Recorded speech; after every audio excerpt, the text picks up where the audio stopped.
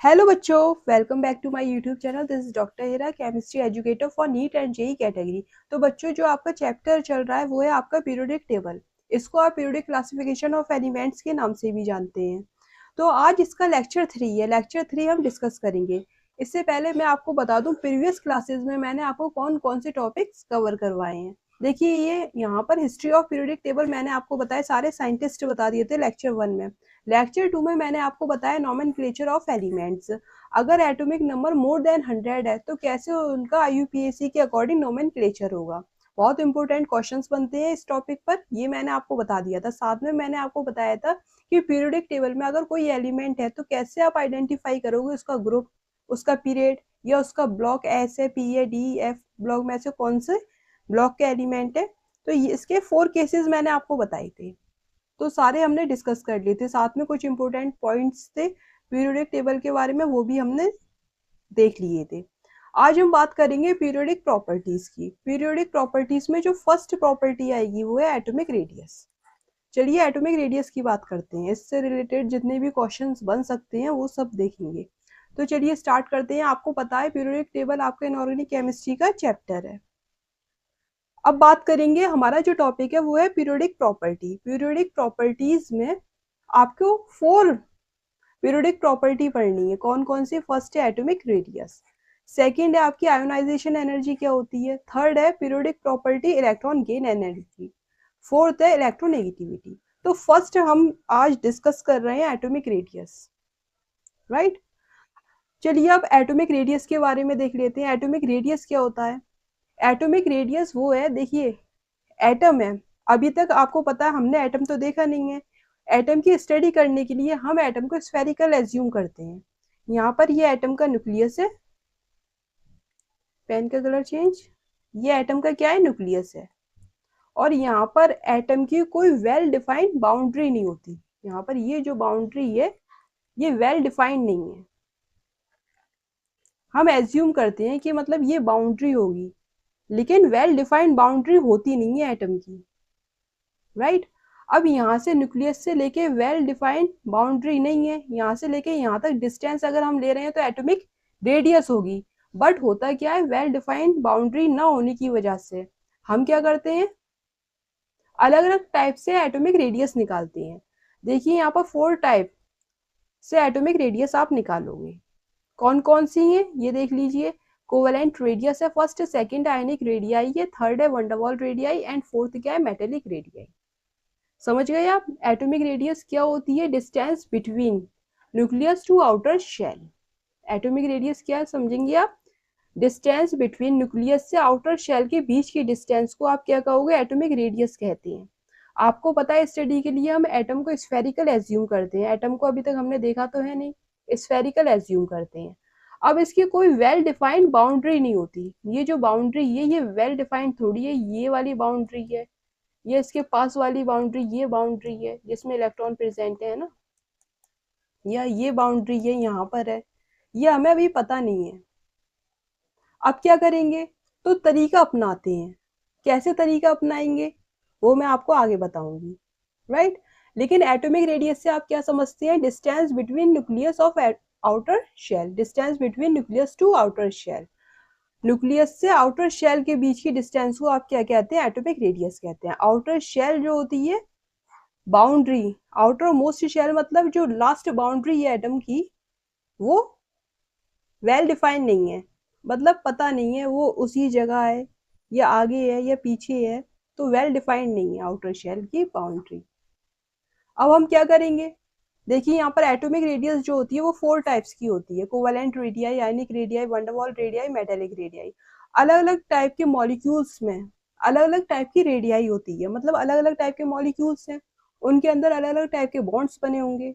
Bonds बने हैं जैसे कोवेलेंट बॉन्ड है, मेटेलिक बॉन्ड है या आयनिक बॉन्ड है, वंडरवॉल रेडियाई है। वंडरवॉल फोर्सेस की वजह से वंडरवॉल रेडियाई होती है। तो अलग अलग टाइप के बॉन्ड्स होते हैं, तो उनसे हम रेडियाई निकालते हैं, एटॉमिक रेडियाई। कैसे निकालेंगे, किस तरीके से निकालेंगे? ये तरीका तो फेल हो गया क्योंकि वेल डिफाइंड बाउंड्री नहीं है। वेल डिफाइंड बाउंड्री नहीं है, या आउटर शेल वेल डिफाइंड नहीं है। तरीका देखिए आप, सबसे पहले बात कर लेते हैं कोवेलेंट रेडियस का। कोवेलेंट रेडियस में कोवेलेंट रेडियस है, यहाँ पर दो तरह के आपको मॉलिक्यूल्स मिलेंगे। अगर सेम एटम से बना हुआ मॉलिक्यूल है तो उसे कहते हैं होमो न्यूक्लियर मॉलिक्यूल। जैसे यहाँ पर H2 का एग्जांपल ले लीजिए, H2 है, F2 है, Cl2 है, सेम एटम के मॉलिक्यूल्स हैं। और अगर डिफरेंट एटम के मॉलिक्यूल्स हैं तो उसे क्या कहेंगे आप, हेट्रोन्यूक्लियर मॉलिक्यूल्स। जैसे आपका HCl है, इस टाइप के मॉलिक्यूल्स हैं। अच्छा, अब इनकी रेडियस का तरीका भी अलग अलग तरीके से हम कोवेलेंट रेडियस निकालेंगे। कोवेलेंट मॉलिक्यूल है, होमो न्यूक्लियर मॉलिक्यूल या हेट्रोन्यूक्लियर मॉलिक्यूल, ये क्या है, कोवेलेंट मॉलिक्यूल है, तो इनमें कोवेलेंट बॉन्ड होगा, उनकी कोवेलेंट रेडियस हम निकाल रहे हैं। कैसे निकालेंगे वो देखिए। सबसे पहले हम बात कर लेते हैं होमो न्यूक्लियर मॉलिक्यूल की। पूरी बात समझ रहे हैं आप, किस तरह से मैं आपको समझा रही हूँ, राइट। कोवेलेंट रेडियस है, उसमें सबसे पहले हम बात कर रहे हैं होमो न्यूक्लियर मॉलिक्यूल की कोवेलेंट रेडियस निकाल रहे हैं। अब देखिए यहाँ पर दो एटम है, ये तो आपको पता है, दो एटम है, इसका न्यूक्लियस है, इसका न्यूक्लियस है, दोनों का क्या है, न्यूक्लियस। उसके बीच की जो डिस्टेंस है, ये वाली डिस्टेंस है, दोनों एटम के बीच की डिस्टेंस, न्यूक्लियस के बीच की डिस्टेंस, दोनों एटम है, उन दोनों के न्यूक्लियस है। अब इन न्यूक्लियस के बीच की डिस्टेंस को आप क्या कहोगे, inter nuclear distance, inter nuclear distance.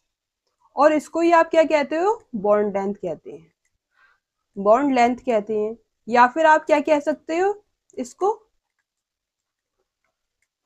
Distance between two nuclei. और क्या टर्म दोगे आप, distance between two nuclei. Clear हो गया। अब यहाँ पर इसका कुछ नाम भी दे देते हैं। सपोज यहाँ पर ए एटम है, ये भी ए एटम है, सेम एटम है, होमो न्यूक्लियर एटम की बात कर रहे हैं, मॉलिक्यूल की बात कर रहे हैं, तो सेम एटम होगा ए ए। यहाँ पर ये जो डिस्टेंस है इसका नाम हम दे देते हैं डी ए ए। इसी को आप डी ए ए को ही आप इंटरन्यूक्लियर डिस्टेंस या बॉन्ड लेंथ या distance between two nuclei term दे रहे हो। क्लियर हो गया। बात एक, ये तीनों में से कुछ भी कह सकते हो, डी ए ए को डिस्टेंस है, ये किसके बीच की डिस्टेंस है, दो न्यूक्लियस के बीच की डिस्टेंस है, ये वाली। अब इसका हाफ कर देते हैं, देखिए यहाँ पर इसका अगर आप आधा कर दोगे, आधा कर दिया, ये न्यूक्लियस है एंड ये न्यूक्लियस है। इस डिस्टेंस को जैसे ही आपने आधा किया तो ये डिस्टेंस निकल के आई। जैसे ही ये डिस्टेंस निकल कर आ गई तो आप इसको क्या कहोगे, radius, radii of atom A, R A. और इसी तरह ये डिस्टेंस होगी, इसका नाम भी क्या होगा, आर ए। समझ गए आप। डिस्टेंस को अगर आप हाफ करोगे तभी तो रेडियस निकलेगी, तो यहाँ पर रेडियस निकल आई। अब देखिए यहाँ पर सेम ऐसा ही किया है। ये दो एटम है हमारे पास, ये क्या है, दो एटम। अभी जो मैंने आपको बताया दो एटम, उसमें मैंने आपको ये नहीं बताया था कि ओवरलैपिंग नहीं बताई थी, राइट। यहाँ पर ओवरलैपिंग होती है जब भी कोवेलेंट रेडियस बनता है, कोवेलेंट बॉन्ड बनता है कोवेलेंट मॉलिक्यूल में, तो उसमें क्या होता है, ओवरलैपिंग होती है। ओवरलैपिंग से बॉन्ड बनता है कोवेलेंट बॉन्ड, उसी की आप क्या निकालोगे, कोवेलेंट रेडियस निकालोगे। मैंने आपको बहुत सिंपल तरीके से अलग अलग एटम करके दिखाए थे, बट रियल में जो होता है एटम, वो ओवरलैपिंग होती है एटम की। देखिए इस तरह से होता है, ओवरलैपिंग से ही बॉन्ड बनता है। ये जो एरिया है ये ओवरलैपिंग एरिया कहलाता है। क्या कहलाता है, ओवरलैपिंग एरिया कहलाता है। अब यहाँ से लेके यहाँ तक की जो डिस्टेंस है उसको आप क्या कह रहे हो, दो एटम है, दोनों के न्यूक्लियस है, उन न्यूक्लियस के बीच की जो डिस्टेंस है उससे आप क्या कह रहे हो, D A A, internuclear distance, और distance between two nuclei, bond length है ये। बात एक, ये तीनों आप कह सकते हो उसे, राइट। अब यहाँ पर ये जो डिस्टेंस है, ओवरलैपिंग एरिया जो है, इसको आपको ज्यादा कंसीडर नहीं करना। आपको क्या करना है, यहाँ पर ये न्यूक्लियस है, ये न्यूक्लियस है। अब इस न्यूक्लियस से यहाँ पर ये बीच की डिस्टेंस है, ये जो डिस्टेंस है, बीच वाली डिस्टेंस ये वाली, यहाँ पर ये डिस्टेंस है, ये वाली बीच वाली, ये आ रही है और ये भी आ रही है, ये वाली डिस्टेंस, राइट। अब यहाँ पर देखिए ये पूरी डिस्टेंस जो थी वो डी ए था, डी ए, और ये किसके इक्वल था, are A plus R A, मतलब 2 आर ए के बराबर था। जब आपने आर ए निकाला, रेडियस ऑफ ए एटम या रेडियाई ऑफ ए एटम, तो क्या निकल कर आया, डी ए बाई 2, ये वैल्यू निकल कर आएगी। इस तरह से हम क्या करते हैं, कोवेलेंट मॉलिक्यूल में कोवेलेंट रेडियस को फाइंड आउट करेंगे, इस तरह से निकालेंगे, क्योंकि हमें एटम की वेल डिफाइंड बाउंड्री तो पता नहीं है।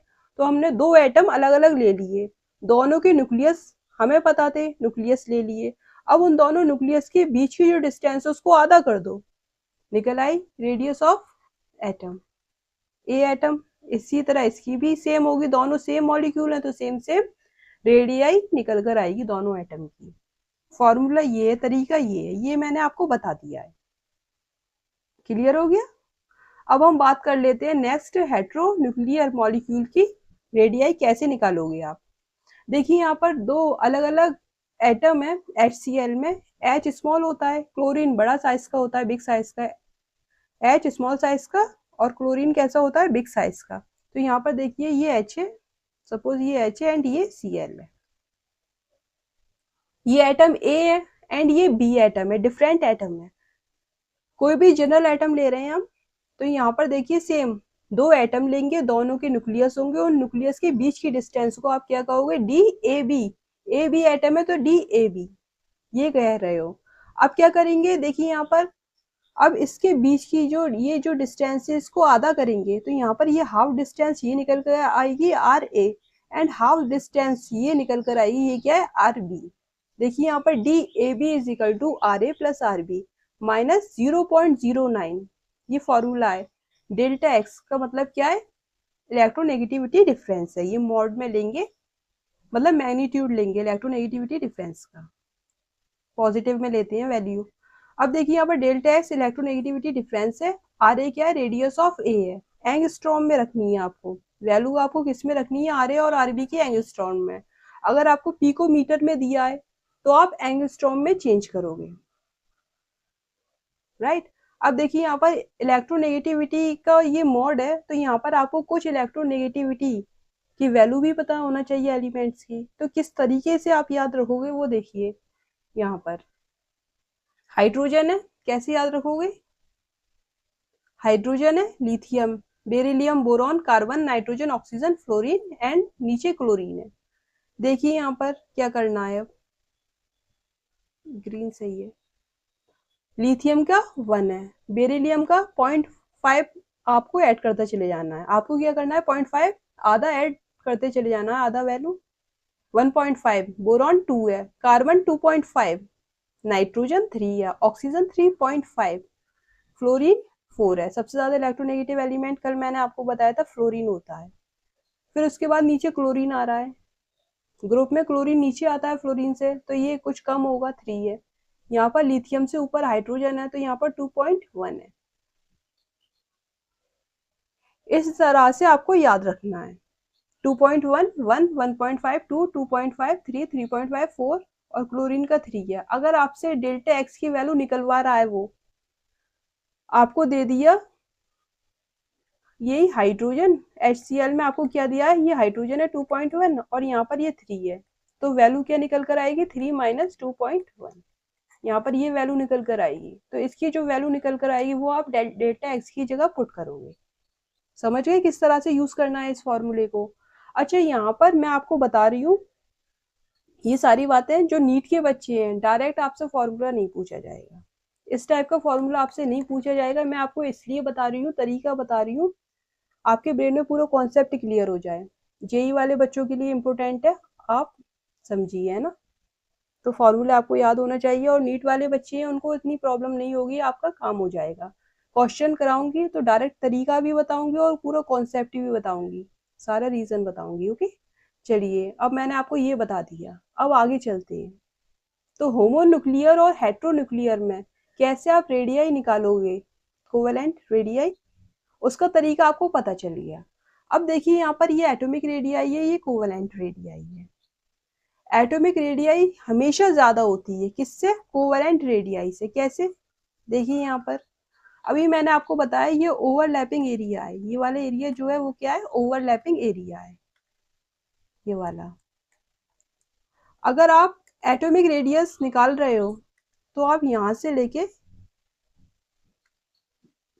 एटॉमिक रेडियस निकाल रहे हो तो यहां से लेके यहाँ तक निकालोगे एटॉमिक रेडियस, और कोवेलेंट रेडियाई निकाल रहे हो तो यहाँ से लेके बस यहाँ तक निकाल रहे हो कोवेलेंट रेडियाई।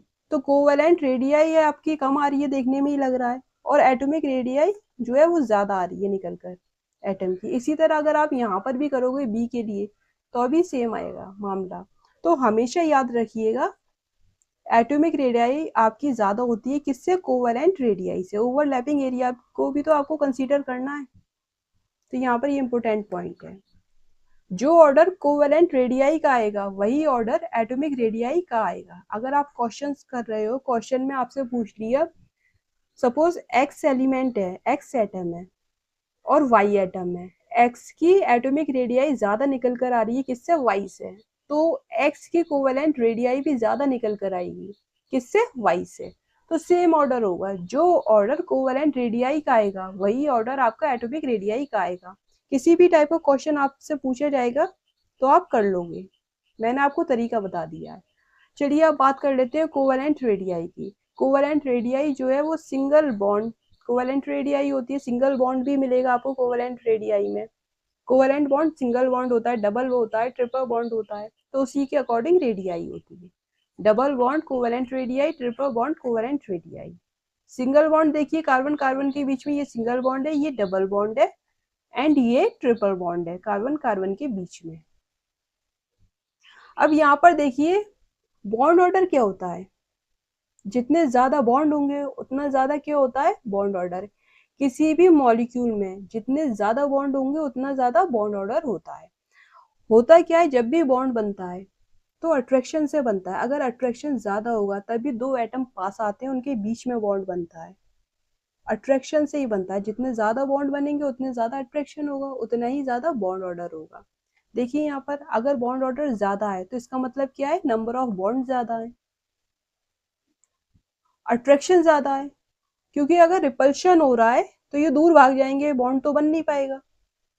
अट्रैक्शन से ही तो बॉन्ड बनेगा, अट्रैक्शन हो रहा है तो बॉन्ड बनेगा, जितना ज्यादा अट्रैक्शन है उतना ज्यादा नंबर ऑफ बॉन्ड बनेंगे, मतलब बॉन्ड ऑर्डर ज्यादा होगा। अब देखिए यहाँ पर ये पॉइंट इंपोर्टेंट है, बॉन्ड ऑर्डर ज्यादा, नंबर ऑफ बॉन्ड ज्यादा, अट्रैक्शन ज्यादा। अट्रैक्शन ज्यादा तो बॉन्ड लेंथ कम, पास पास आ रहे हैं एटम्स, अट्रैक्शन ज्यादा है तो पास पास आ रहे हैं, तो इनके बीच की जो लेंथ है, न्यूक्लियस न्यूक्लियस के बीच की जो डिस्टेंस है दो एटम की, वो क्या है? कम हो जाएगी, बॉन्ड लेंथ कम। तो इसका मतलब रेडियाई भी कम हो जाएगी, बॉन्ड लेंथ की आधी क्या होती है? रेडियाई होती है। तो रेडियाई, कोवेलेंट रेडियाई भी कम हो जाएगी। तो यहाँ पर ये पॉइंट मैंने आपको क्लियर कर दिया। देखिए यहाँ पर बॉन्ड ऑर्डर क्या होता है? Number of covalent bond between two atom in a molecule. किसी भी मॉलिक्यूल में दो एटम के बीच में जितने नंबर ऑफ बॉन्ड होते हैं, कोवेलेंट बॉन्ड होते हैं, उन्हें आप क्या कहते हो? बॉन्ड ऑर्डर कहते हैं। चलिए अब ये देख लेते हो बॉन्ड लेंथ का ऑर्डर। बॉन्ड लेंथ का ऑर्डर आपको पता होना चाहिए, जितना ज्यादा बॉन्ड उतना ज्यादा अट्रैक्शन, उतना ज्यादा बॉन्ड ऑर्डर, बॉन्ड लेंथ कम हो जाएगी। तो बॉन्ड जब लेंथ बॉन्ड लेंथ कम हो रही है तो रेडियाई भी तो कम हो जाएगी, कोवेलेंट रेडियाई। तो यहाँ पर बॉन्ड लेंथ का हमें ऑर्डर निकालना है। सिंगल बॉन्ड है तो इसकी ज्यादा होगी, डबल बॉन्ड की कम, ट्रिपल बॉन्ड की तो कम होती है। इसी तरह नाइट्रोजन में N single bond N, N double bond N, फिर इसकी सबसे कम होगी। Oxygen single bond double bond में ऑक्सीजन सिंगल बॉन्ड की होती है, ये आपको पता है। Hydrogen hydrogen, chlorine chlorine.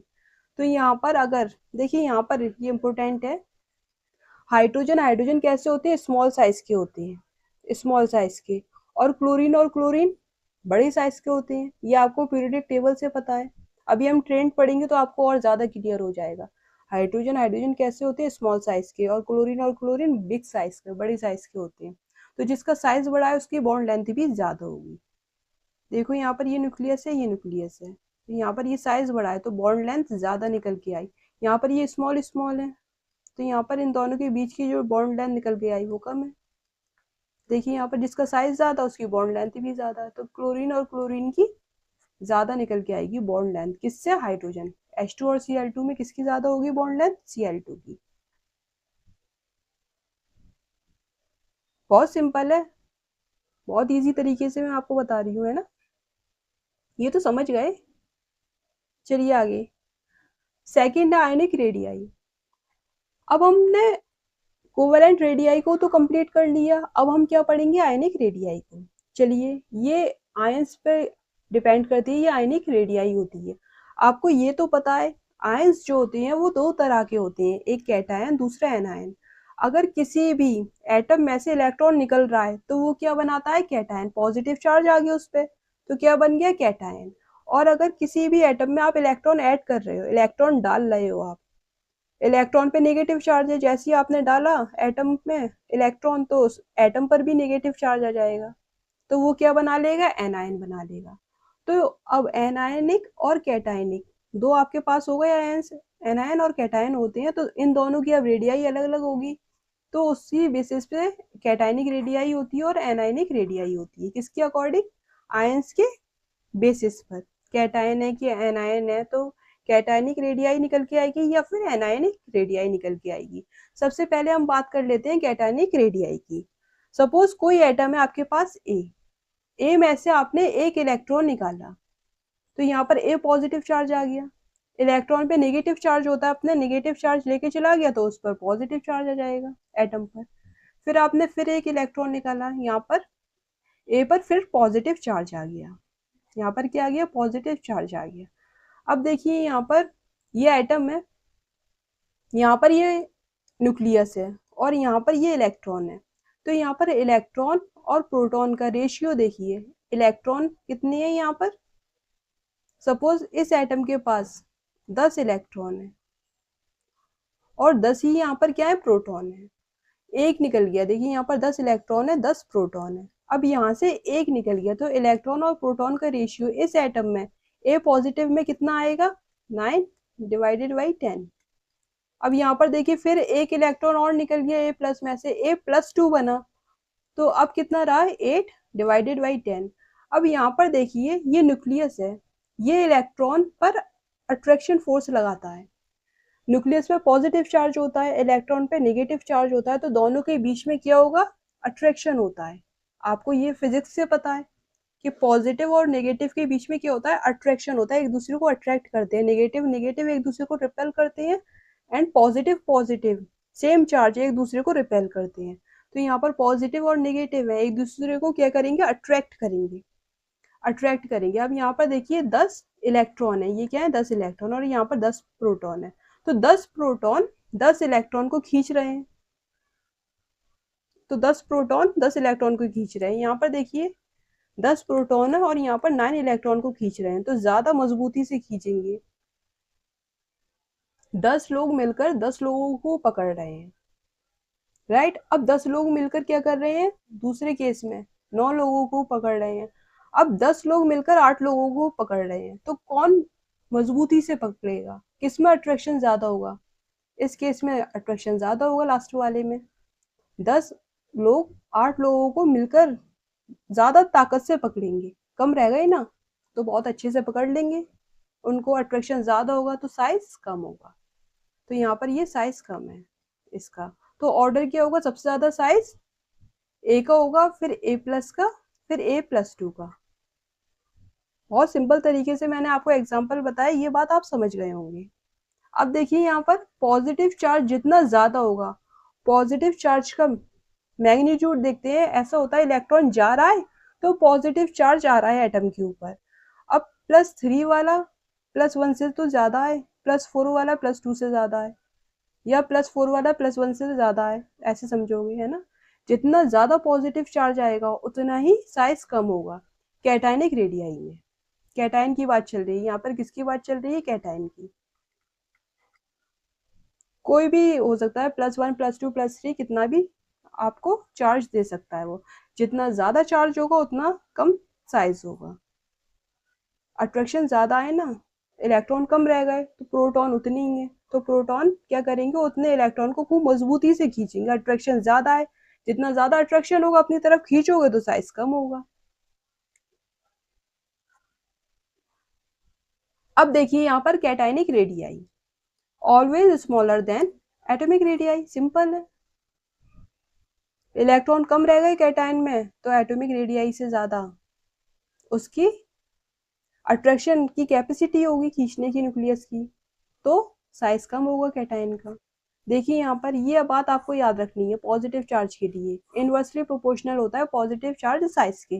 Positive charge जितना ज्यादा होगा उतना कम साइज। क्लियर हो गया? ये बात हम किसकी कर रहे हैं, कैटायन की कर रहे हैं। देखिए ऑर्डर ऑफ कैटायनिक रेडियाई, ये तो आपको पता ही चल गया जितना ज्यादा पॉजिटिव चार्ज उतना छोटा साइज।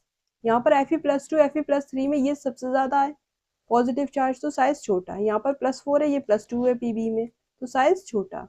Al+3 है, Al+2 Al+3, तो यहाँ पर ये +3 ज्यादा चार्ज है पॉजिटिव, तो साइज सबसे कम इसी का ही होगा। फिर इसका सोडियम है Na+Na+2, अच्छा यहाँ पर किसका साइज सबसे छोटा होगा, Na+2 का साइज छोटा होगा। सबसे छोटा किसका होगा, एटम का ज्यादा होता है, फिर Na+ का, फिर Na+2 का सबसे छोटा। अच्छा यहाँ पर डिफरेंस ज्यादा आ रहा है साइज में, Na से Na+ ज्यादा छोटा हो गया।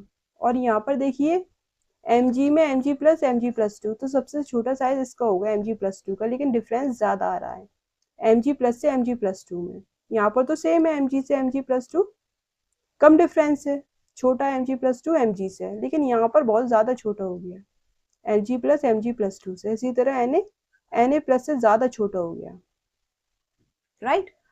अब ये हो क्यों रहा है, इसका रीजन क्या है, कुछ तो रीजन होगा इसके होने का। देखिए reason Na, Na+ and Na+2। आपको इसका इलेक्ट्रॉनिक कॉन्फ़िगरेशन अभी तक निकालना आ गया होगा, राइट। इलेक्ट्रॉनिक कॉन्फ़िगरेशन अभी तक तो आप निकालना सीख गए होंगे, 1s2 2s2 2p6 and 3s1। अब यहाँ पर देखिए 1s2 2s2, एक इलेक्ट्रॉन निकल गया, एक इलेक्ट्रॉन निकल गया मतलब 10 इलेक्ट्रॉन इसके पास है, तो यहाँ पर 2p6, फिर इसमें से एक इलेक्ट्रॉन और निकल गया मतलब 9 इलेक्ट्रॉन है, 1s2 2s2 एंड 2p5। ये इसका इलेक्ट्रॉनिक कॉन्फ़िगरेशन है सोडियम का, Na+ का, Na+2 का। अब यहाँ पर देखिए इन दोनों में, यहाँ पर ये 3s, first shell, second shell and third shell. यहाँ पर फर्स्ट और सेकंड शेल दो शेल हैं, शेल कम हो गई, एक शेल पूरे का पूरा गायब हो गया Na से Na+ में, तो शेल गायब हो गया। यहाँ पर देखिए ये एक शेल है, ये दूसरा शेल है एंड ये तीसरा शेल है। अब ये जो तीसरा शेल है ये पूरा गायब हो गया, तो साइज, अगर ये तीसरा शेल पूरा गायब हो गया तो साइज वैसे भी स्मॉल हो जाएगा, स्मॉल हो गया साइज। अब यहाँ पर देखिए इन दोनों में एक और दो, एक शेल दूसरा शेल, तो यहाँ पर पहला शेल है, ये दूसरा शेल है, तो शेल तो सेम रहा, तो इतना फर्क नहीं आएगा। अगर पूरा का पूरा शेल गायब हो रहा है तो फर्क ज्यादा आ रहा है, साइज आपने देखा स्मॉल हो गया। तो यहाँ पर क्या हो रहा है, शेल गायब हो रहा है, शेल पूरा गायब हो रहा है। एक रीजन सबसे अच्छा ये है, हो रहा है। दूसरा रीजन वही वाला अपना पुराना रीजन, क्या, प्रोटॉन जो है, प्रोटॉन सेम रहेंगे, इलेक्ट्रॉन कम आएंगे। देखिए यहाँ पर Na है, ये Na+ है, यहाँ पर क्या होता है इलेक्ट्रॉन और प्रोटॉन का रेशियो, यहाँ पर लिख देती हूँ मैं electron and proton ratio. Na के लिए यहाँ पर क्या आ रहा है, यहाँ पर प्रोटॉन 11 है, एटॉमिक नंबर जितने हैं उतने नंबर ऑफ इलेक्ट्रॉन होते हैं, उतने ही नंबर ऑफ प्रोटॉन होते हैं अगर न्यूट्रल एटम है तो। बट यहाँ पर चार्ज एटम है तो इसका मतलब प्रोटॉन तो सेम रहेंगे बट इलेक्ट्रॉन कम हो गए, एक इलेक्ट्रॉन निकल गया ना, तो यहाँ पर तो अभी बराबर है Na में। Na+ में क्या हो रहा है, ये यहाँ पर लिखते हैं, चलिए देखिए यहाँ पर Na है, Na+ है एंड Na+2 है। यहाँ पर देखिए electron and proton ratio, proton कितने हैं, सब में 11 है, सब में 11 है। प्रोटॉन के साथ कुछ नहीं होता, न्यूक्लियस के अंदर रहते हैं, प्रोटॉन और न्यूट्रॉन सेम रहते हैं। निकलता कौन है, ट्रांसफर कौन होता है, इलेक्ट्रॉन। इलेक्ट्रॉन आता है या जाता है एटम के अंदर। अब यहाँ पर देखिए सोडियम में इलेक्ट्रॉन कितने हैं, 11 है। जितने प्रोटॉन है उतने ही इलेक्ट्रॉन है, न्यूट्रल एटम है। यहाँ पर Na+, एक इलेक्ट्रॉन निकल गया मतलब 10 इलेक्ट्रॉन।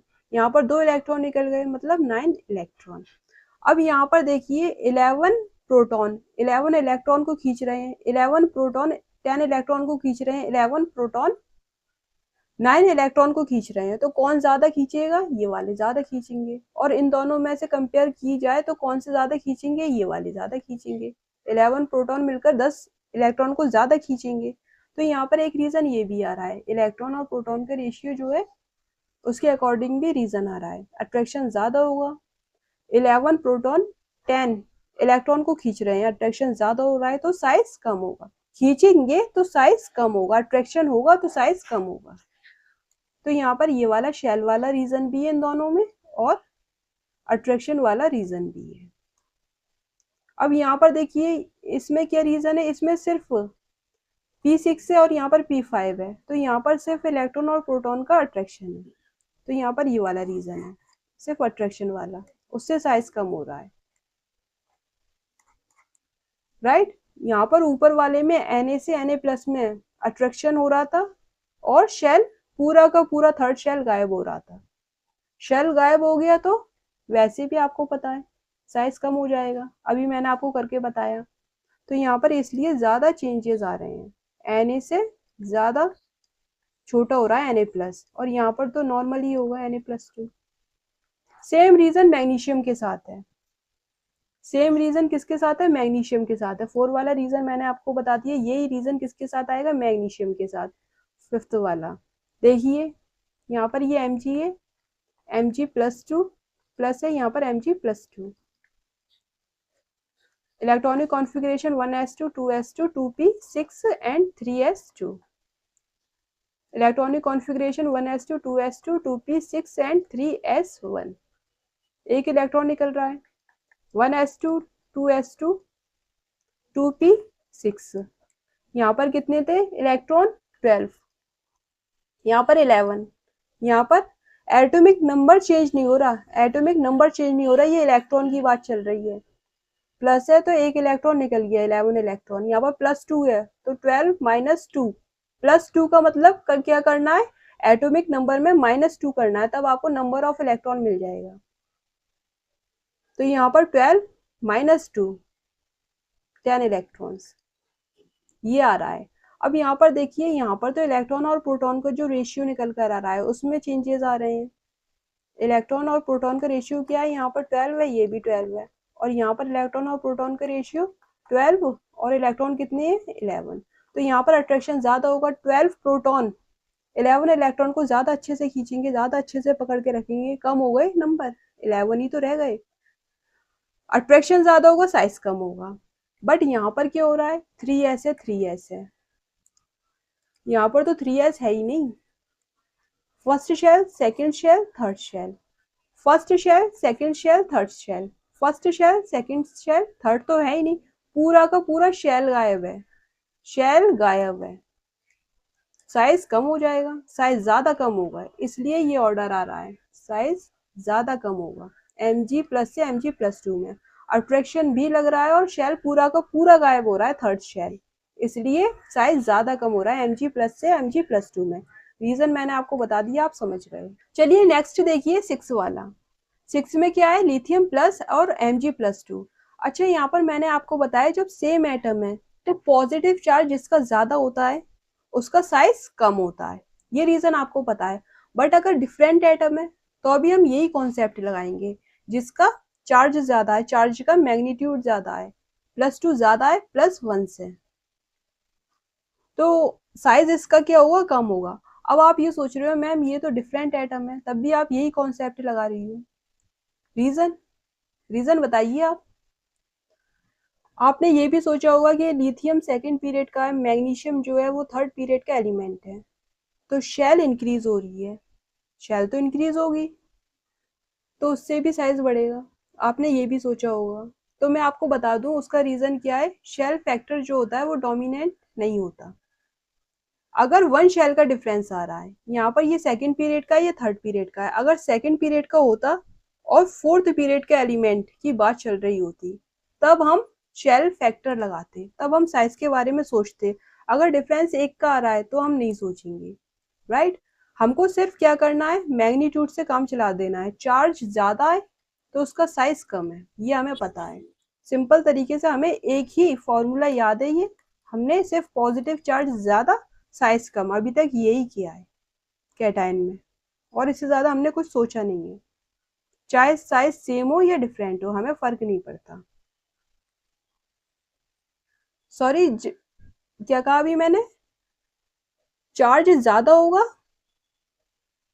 ठीक है, चार्ज ज्यादा होगा तो साइज कम होगा। हमें फर्क नहीं पड़ता है कि एलिमेंट आपको सेम है या डिफरेंट है, क्योंकि शेल का जो फर्क आ रहा है वो एक शेल के डिफरेंस से नहीं आता। देखिए यहाँ पर पॉजिटिव चार्ज ज्यादा तो साइज कम, नो मैटर सेम एलिमेंट हो या डिफरेंट एलिमेंट हो, कोई फर्क नहीं पड़ता हमें। नोट देखिए यहाँ पर Be+2 है, यहाँ पर Al+3 है। Be+2 Al+3, इस बात को आपको याद रखना है। Al+3 का साइज यहाँ पर ज्यादा है, यहाँ पर ये +3 है, ये +2 है, बट अब क्या है, एल्युमिनियम+3 का साइज ज्यादा हो गया Be+2 से। ये बात आपको याद रखनी है। सिर्फ एक ही जगह फर्क आएगा, एक ही जगह आप फंसोगे, वो आपको याद रखना है, Be+2 में और Al+3 में। क्यों? 5 वैल्यूज पर डिपेंड करता है, इसकी वैल्यू 6.4 है, यहाँ पर 6 है। 5 क्या होता है? Ionic potential, charge upon size ratio. Charge Be का +2 है, एल्युमिनियम का क्या है, +3 है चार्ज। 5 की वैल्यू आपको पता है, साइज आप निकाल ही लोगे, उसके अकॉर्डिंग Al+3 का साइज ज्यादा आता है Be+2 से। आपको सिर्फ इतनी बात याद रखनी है, सबके बारे में आपको क्या करना है, जब भी आप कैटायनिक ऑर्डर निकाल रहे हो, सुनो सुनो ध्यान से सुनो, जब भी कैटायनिक रेडियाई आप निकाल रहे हो, ऑर्डर निकाल रहे हो कैटायनिक रेडियाई का, तो आपको सिर्फ इतनी सी बात अपने ब्रेन में रखना है कि पॉजिटिव चार्ज जितना ज्यादा आ रहा है उतना ही साइज कम है, और कुछ ध्यान में नहीं रखना। चाहे सेम एलिमेंट हो या डिफरेंट एलिमेंट है, कोई फर्क नहीं पड़ता। सिर्फ एक प्रॉब्लम है, एक जगह दिक्कत है। कहाँ दिक्कत है? Be+2 और Al+3 में। Al+3 का साइज ज्यादा आ रहा है Be+2 से। सिर्फ इतनी बात याद रखनी है, काम हो गया आपका कैटायनिक रेडियाई का। सिंप्लीफाई करके आपको दे दिया। अलग से अगर शॉर्ट नोट बना रहे हो तो ये बात लिख लेना जो मैंने आपको अभी बोला है, पॉज करके दोबारा रिपीट करके देख लेना। चलो आगे चलते हैं। एनायनिक रेडियाई, सेकंड जो है आयन आपका आयनिक रेडियाई में, वो है एनायनिक रेडियाई। एक्स आपका एटम है, इसमें आप एक इलेक्ट्रॉन दे रहे हो, एक्स एटम में एक इलेक्ट्रॉन दे रहे हो, तो यहाँ पर क्या आएगा, एक्स नेगेटिव बन रहा है, ये क्या है, एनायन है, ये क्या है आपका, एनायन है। अब यहाँ पर देखिए ये पॉजिटिव चार्ज, यहाँ पर ये न्यूक्लियस है, ये भी न्यूक्लियस है, क्लियर हो गया। अब यहाँ पर देखिए ये एक्स एटम है, ये भी एक्स एटम है, यहाँ पर सपोज 10 इलेक्ट्रॉन है और 10 प्रोटॉन है, तो यहाँ पर देखिए 10 इलेक्ट्रॉन है, ये 10 प्रोटॉन है, यहाँ पर भी क्या है, 10 प्रोटॉन है।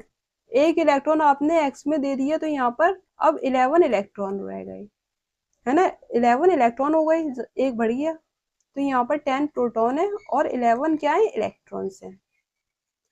अब देखिए यहाँ पर 10 प्रोटॉन मिलकर 10 इलेक्ट्रॉन को खींच लेगा, आराम से पकड़ के रखेगा, अट्रैक्शन ज्यादा होगा, नॉर्मल अट्रैक्शन ही होगा, तो साइज इसका कम होगा, साइज इसका क्या होगा, कम होगा। आयनिक रेडियाई कम होगी, साइज को आयनिक रेडियाई से ही कंसीडर कर रहे हैं, सेम कंसीडर कर रहे हैं, साइज या रेडियाई बात एक ही है, साइज इसका क्या हो जाएगा, कम हो जाएगा।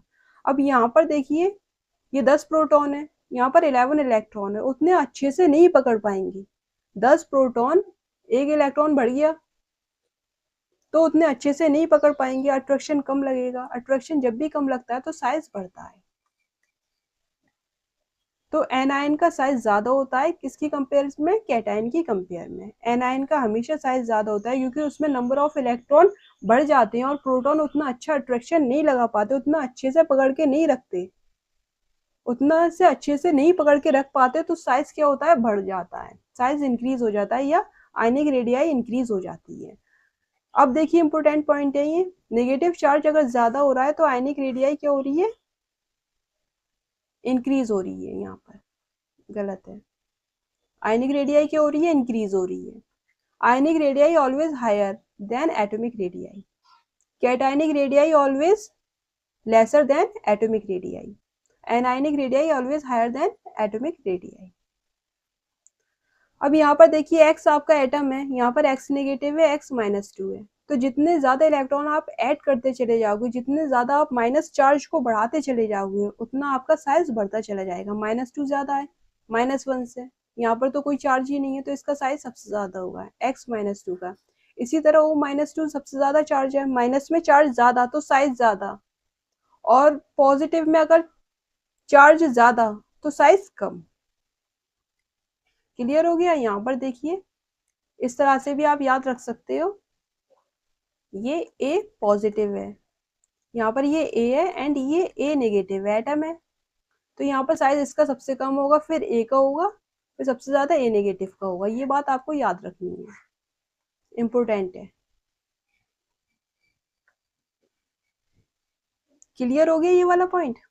यहाँ पर ये इंक्रीज होता है, नेगेटिव चार्ज ज्यादा होता है, इंक्रीज होता है, तो एनायनिक रेडियाई भी इंक्रीज होती है क्योंकि अट्रैक्शन कम हो गया।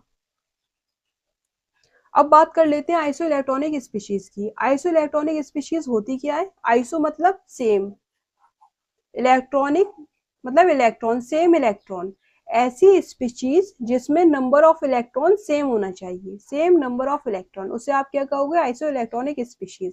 जैसे यहाँ पर सेकेंड पीरियड के, यहाँ पर नाइट्रोजन, ऑक्सीजन, फ्लोरीन है, फिर यहाँ पर देखिए, यहाँ पर सोडियम है, मैग्नीशियम, एल्युमिनियम है। अब यहाँ पर देखिए nitrogen, oxygen, fluorine, sodium, magnesium, aluminium, यहाँ पर नंबर ऑफ इलेक्ट्रॉन सब में सेम मिलेंगे आपको। चेक करिए, नाइट्रोजन है 7 इसका एटॉमिक नंबर होता है, -3 का मतलब है +3, 7 + 3 एटॉमिक नंबर में +3 कर दो। ऐसा होता है, देखो जब कैटायन होता है तो उसमें पॉजिटिव चार्ज होता है, तो जब भी आप नंबर ऑफ इलेक्ट्रॉन्स निकालते हो तो जो उसका एटॉमिक नंबर होता है किसी भी एलिमेंट का, हम बात कर रहे हैं कैटायन की, कैटायन का जो एटॉमिक नंबर होता है उसमें आप क्या करोगे, माइनस जितना चार्ज होता है +2 है, तो आपको क्या करना है, एटॉमिक नंबर में से -2 करना है कैटायन के लिए। एनायन के लिए क्या करना है, माइनस चार्ज होता है तो आपको वो उतना ही चार्ज ऐड करना है एटॉमिक नंबर में, प्लस करना है। अगर प्लस है तो माइनस कर दो, माइनस है तो प्लस कर दो। अब तो कंफ्यूज नहीं हो गए। चलिए नंबर ऑफ इलेक्ट्रॉन निकालते हैं। यहाँ पर ये 7 है, ये 8 होता है, इसका 9, यहाँ पर ये 11 है, ये 12 है, एंड ये एल्युमिनियम +3 क्या है, 13। अब यहाँ पर देखिए -3 है तो +3 कर दीजिए, 7 + 3 10 इलेक्ट्रॉन्स, 8 + 2 10 इलेक्ट्रॉन्स, 9 + 1 -1 चार्ज है 10 इलेक्ट्रॉन्स। यहाँ पर भी कितने आएंगे, ये सोडियम +1 होगा यहाँ पर, तो यहाँ पर 10 इलेक्ट्रॉन्स आएंगे। क्लियर हो गया। अब देखिए मैग्नीशियम +2 करोगे तब भी 10 इलेक्ट्रॉन्स है यहाँ पर, +2 का मतलब 12 में से -2 कर दिया, यहाँ पर 11 है तो -1 कर दिए सोडियम में से, तो 10 इलेक्ट्रॉन्स। अब यहाँ पर देखिए Al +3 है, 13 -3 तो 10 इलेक्ट्रॉन्स। जितनी भी आपको स्पीशीज दी है कैटायन या एनायन, सब में क्या है, 10 इलेक्ट्रॉन्स है, तो ये सब क्या है, आइसो इलेक्ट्रॉनिक स्पीशीज है। ये सब क्या है, आइसो इलेक्ट्रॉनिक स्पीशीज है। अब इसमें आप साइज का रेशियो निकाल रहे हो, साइज का ऑर्डर क्या होगा, देखिए यहाँ पर अगर पॉजिटिव चार्ज ज्यादा है, आइसो इलेक्ट्रॉनिक स्पीशीज में पॉजिटिव चार्ज ज्यादा है, कोई फर्क नहीं पड़ता है एलिमेंट आपका कौन सा है, पॉजिटिव चार्ज ज्यादा है तो साइज कम होगा, नेगेटिव चार्ज अगर ज्यादा है तो साइज ज्यादा होगा। सिर्फ इतना याद रखना है, कितने भी कैटायन हो या एनायन हो या आइसो इलेक्ट्रॉनिक स्पीशीज हो, आपको सिर्फ इतना ही याद रखना है, ये फाइनल आपका फॉर्मूला है। साइज डायरेक्टली प्रोपोर्शनल होता है नेगेटिव चार्ज के, अगर नेगेटिव चार्ज ज्यादा है तो साइज ज्यादा निकल कर आएगा, पॉजिटिव चार्ज ज्यादा है तो साइज कम निकल कर आएगा। ये बात आपको याद रखनी है। फाइनल रिजल्ट कोई भी आयन हो, चाहे कैटायन हो, एनायन हो, कुछ भी हो, आइसो इलेक्ट्रॉनिक स्पीशीज हो, कुछ भी हो, साइज देखिए यहाँ पर साइज का ऑर्डर क्या निकल कर आएगा, नेगेटिव चार्ज ज्यादा है तो यहाँ पर क्या होगा, साइज ज्यादा होगा, साइज सबसे ज्यादा इसका होगा, फिर O -2 का, फिर यहाँ पर ये और Al+3 में इसका साइज ज़्यादा है, चार्ज ज़्यादा है Al+3, तो साइज स्मॉल होगा, तो यहाँ पर ये ऑर्डर होगा। क्लियर? वेरी सिंपल, फंसोगे नहीं कभी भी।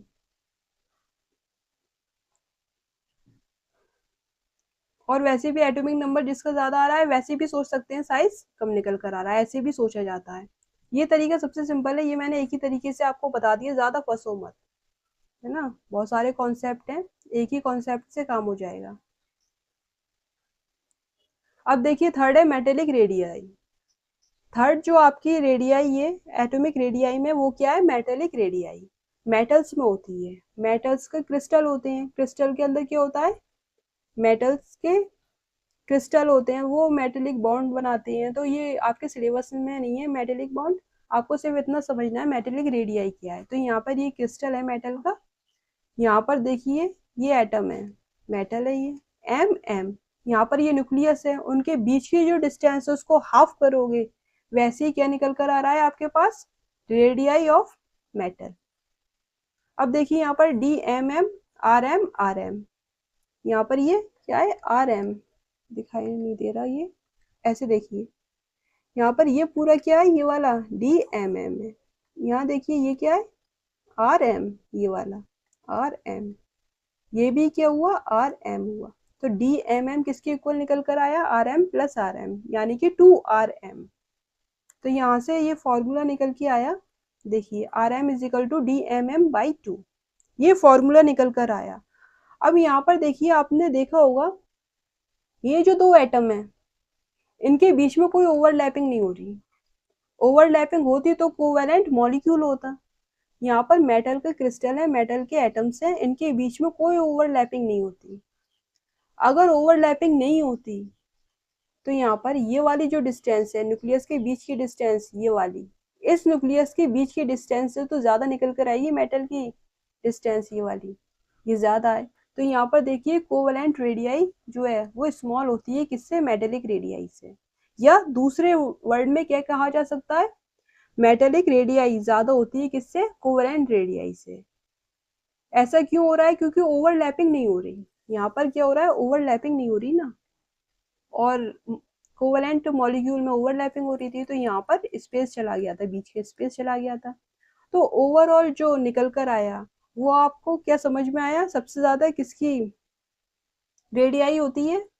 देखो यहाँ पर आगे चलते हैं, ये आपको फॉर्मूला समझ में आ गया, अभी आगे बात करते हैं। फोर्थ है वंडरवॉल रेडियाई। वंडरवॉल रेडियाई क्या है उसको समझिए। ऐसा होता है जो गैसियस मॉलिक्यूल्स होते हैं वो वंडरवॉल फोर्सेस से आपस में एक दूसरे से जुड़े होते हैं, गैसियस मॉलिक्यूल जैसे हाइड्रोजन है या इनर्ट गैसेस हैं, तो ये क्या करते हैं, ये एलिमेंट क्या करते हैं, गैसियस मॉलिक्यूल बनाते हैं। ऑक्सीजन है, फ्लोरीन है, ये सब क्या होते हैं, गैसियस मॉलिक्यूल बनाते हैं। उनके बीच में एक अट्रैक्शन फोर्स होता है जिसे आप क्या कहते हो, वंडरवॉल फोर्स कहते हो। अब निकालोगे कैसे आप वंडरवॉल रेडियाई, देखिए यहाँ पर half the distance between the nuclei of two non-bonded atoms of same element when they are closest to each other। तो यहाँ पर ये मॉलिक्यूल हैं, गैसियस मॉलिक्यूल या नोबल गैसेस हैं। तो यहाँ पर ये मॉलिक्यूल है, ये मॉलिक्यूल है, ये मॉलिक्यूल है,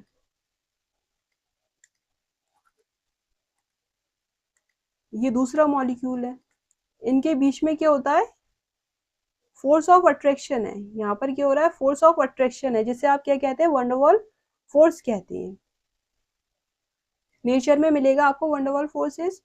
अब यहाँ पर क्या होता है, अब जो नजदीकी दो मॉलिक्यूल के नजदीकी जो क्लोजेस्ट एटम होते हैं, उनके न्यूक्लियस होते हैं, उनके बीच की जो डिस्टेंस होती है उसे आप क्या कहते हो, उस डिस्टेंस को आप वंडरवॉल की रेडियाई निकालने के लिए उस डिस्टेंस को आप आधा कर देते हैं। इस बीच की डिस्टेंस को क्या करेंगे, आधा करेंगे, तो उस डिस्टेंस को आप कहोगे वंडरवॉल रेडियाई कहते हैं। ये इंटरन्यूक्लियर डिस्टेंस है दो एटम की, दो मॉलिक्यूल के जो क्लोजेस्ट एटम में उनके न्यूक्लियस के बीच की डिस्टेंस को अगर आप आधा करोगे, हाफ द डिस्टेंस करोगे, तो क्या निकल कर आ रहा है? वंडरवॉल रेडियाई निकल कर आ रहा है। अब देखिए यहाँ पर ये जो निकल कर आया ये क्या है? Van der Waals radii. इसी तरह ये भी क्या है? वंडरवॉल रेडियाई है। समझ गए आप? किस में मिलेगा आपको? किस में प्रेजेंट होता है वंडरवॉल फोर्सेस? गैसियस मॉलिक्यूल में और नोबल गैसेस में। नोबल गैसेस भी क्या करते हैं? गैसियस मॉलिक्यूल बनाते हैं, तो उनके बीच में वंडरवॉल फोर्सेस हैं, उससे ही निकल कर क्या आती है? वंडरवॉल रेडियाई निकल कर आती है। अब देखिए यहाँ पर वंडरवॉल रेडियाई ज्यादा है, फिर मेटेलिक रेडियाई है, उसके बाद क्या है? ये कोवेलेंट रेडियाई निकल कर आ रही है। तो सबसे ज्यादा जो होती है रेडियाई वो वंडरवॉल रेडियाई है। वंडरवॉल फोर्सेस जो होते हैं वो वीक होते हैं, तो इसकी जो रेडियाई है वो ज्यादा निकल कर आएगी। फिर मेटेलिक रेडियाई है, ओवरलैपिंग नहीं होती यहाँ पर। कोवेलेंट रेडियाई में क्या होता है? ओवरलैपिंग होता है, इसलिए स्मॉल निकल कर आ रही है।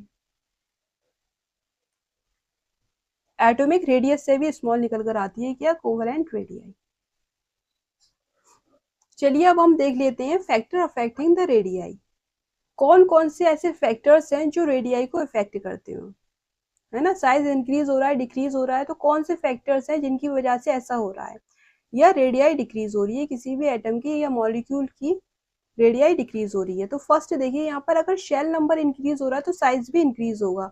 आपने देखा है टॉप टू बॉटम ग्रुप में जाने पर साइज इंक्रीज होता है। क्यों इंक्रीज होता है? क्योंकि शेल इंक्रीज हो रहा है। अभी मैंने आपको एग्जांपल बताया था मैग्नीशियम का, सोडियम का, तो कैसे साइज एकदम कम हो रहा था, शेल आप गायब कर रहे थे तो साइज कम हो रहा था।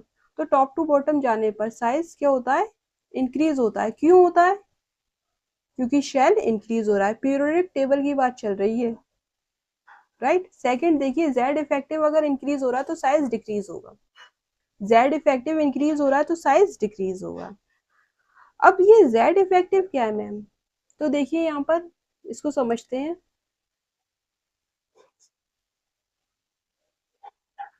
ब्लू ले लेते हैं। देखिए यहाँ पर ये न्यूक्लियस है एटम का, और यहाँ पर ये जो है ये शेल है, ये फर्स्ट शेल है एंड ये सेकंड शेल है। यहाँ पर ये इलेक्ट्रॉन है, ये क्या है? इलेक्ट्रॉन। और यहाँ पर भी ये इलेक्ट्रॉन है, दिखाई नहीं दे रहा, ये इलेक्ट्रॉन है एंड ये इलेक्ट्रॉन है। तो यहाँ पर ये दो इलेक्ट्रॉन है। आपको पता है न्यूक्लियस पर पॉजिटिव चार्ज होता है, क्योंकि न्यूक्लियस के अंदर प्रोटॉन और न्यूट्रॉन रहते हैं। न्यूट्रॉन पे जीरो चार्ज होता है। जो भी चार्ज होता है न्यूक्लियस पे वो किसकी वजह से होता है? प्रोटॉन की वजह से होता है। प्रोटॉन पे पॉजिटिव चार्ज होता है, तो यहाँ पर भी पॉजिटिव चार्ज आपको मिलेगा न्यूक्लियस में। इलेक्ट्रॉन पे क्या होता है? नेगेटिव चार्ज होता है। तो नेगेटिव पॉजिटिव अट्रैक्ट करते हैं एक दूसरे को, अट्रैक्ट करेंगे। न्यूक्लियस क्या करता है? इलेक्ट्रॉन को अट्रैक्ट करेगा, सही है। तो अट्रैक्शन फोर्स लगाएगा, जिसकी वजह से क्या होता है? साइज कम होता है। बट ये जो इलेक्ट्रॉन है, इस इलेक्ट्रॉन पर भी नेगेटिव चार्ज है और इस इलेक्ट्रॉन पर भी क्या है? नेगेटिव चार्ज है। अब ये दोनों इलेक्ट्रॉन एक दूसरे को क्या करेंगे? नेगेटिव चार्ज होने की वजह से एक दूसरे को रिपेल करेंगे, एक दूसरे को धक्का मारेंगे, दूर हटाएंगे, पसंद नहीं करेंगे। नेगेटिव चार्ज है, हम दोनों एक दूसरे से, ये भी नेगेटिव है ये भी नेगेटिव है। आपको पता है नेगेटिव चार्ज एक दूसरे को पसंद नहीं करते, धक्का मारते हैं, रिपल्शन क्रिएट करते हैं, तो जिसकी वजह से साइज बढ़ेगा। यहाँ पर क्या होगा? साइज इंक्रीज हो जाएगा, इधर ये साइज बढ़ेगा। और यहाँ पर पॉजिटिव चार्ज क्या करेगा? इलेक्ट्रॉन को अट्रैक्ट करता है, जिसकी वजह से क्या होता है? साइज कम होता है। ये बात आप समझ गए। अब यहाँ पर देखिए, जितना ज्यादा न्यूक्लियस का चार्ज होगा, है ना, जेड इफेक्टिव होगा, मतलब न्यूक्लियस का न्यूक्लियर चार्ज होगा जितना ज्यादा होगा, वो क्या करेगा?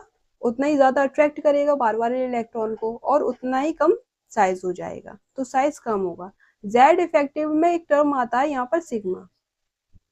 सिग्मा सिग्मा क्या होता है? ये जो इलेक्ट्रॉन एक दूसरे को धक्का मार रहे हैं दोनों इलेक्ट्रॉन, तो इससे क्या आ रहा है? रिपल्शन क्रिएट हो रहा है। रिपल्शन क्रिएट होने की वजह से क्या हो रहा है? साइज इंक्रीज हो रहा है।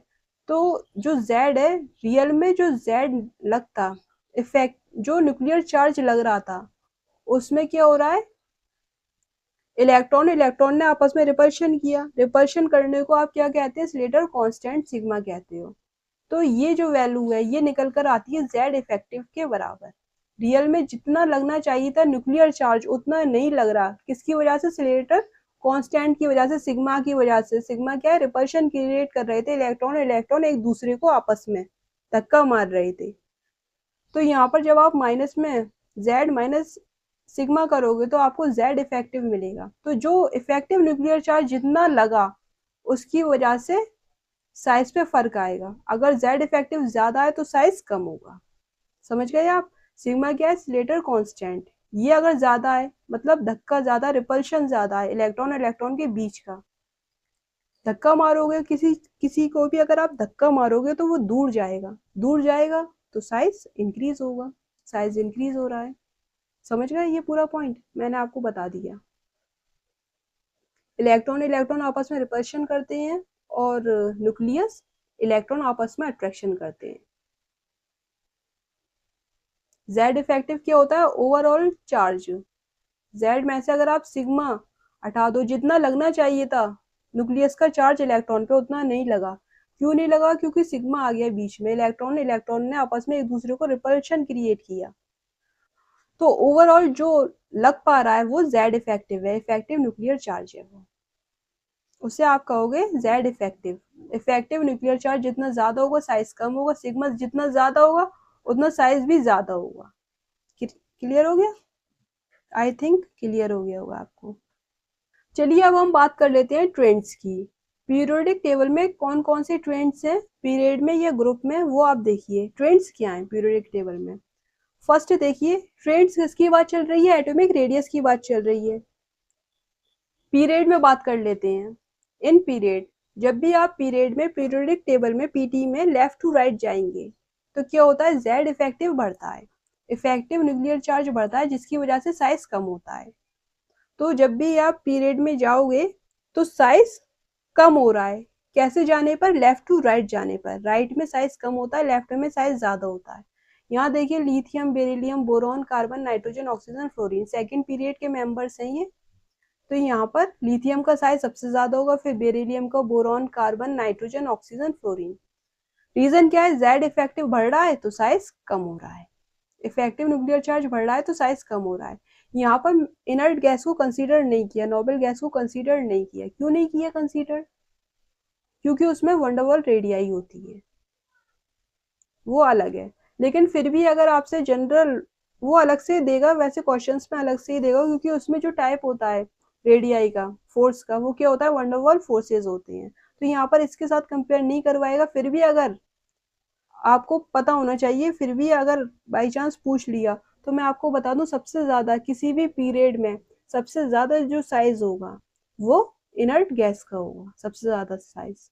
तो यहाँ पर नियॉन का, अगर नियॉन होता तो इससे आगे होता, नियॉन सबसे ज्यादा, फिर lithium, beryllium, boron, carbon, nitrogen, oxygen, fluorine का सबसे कम।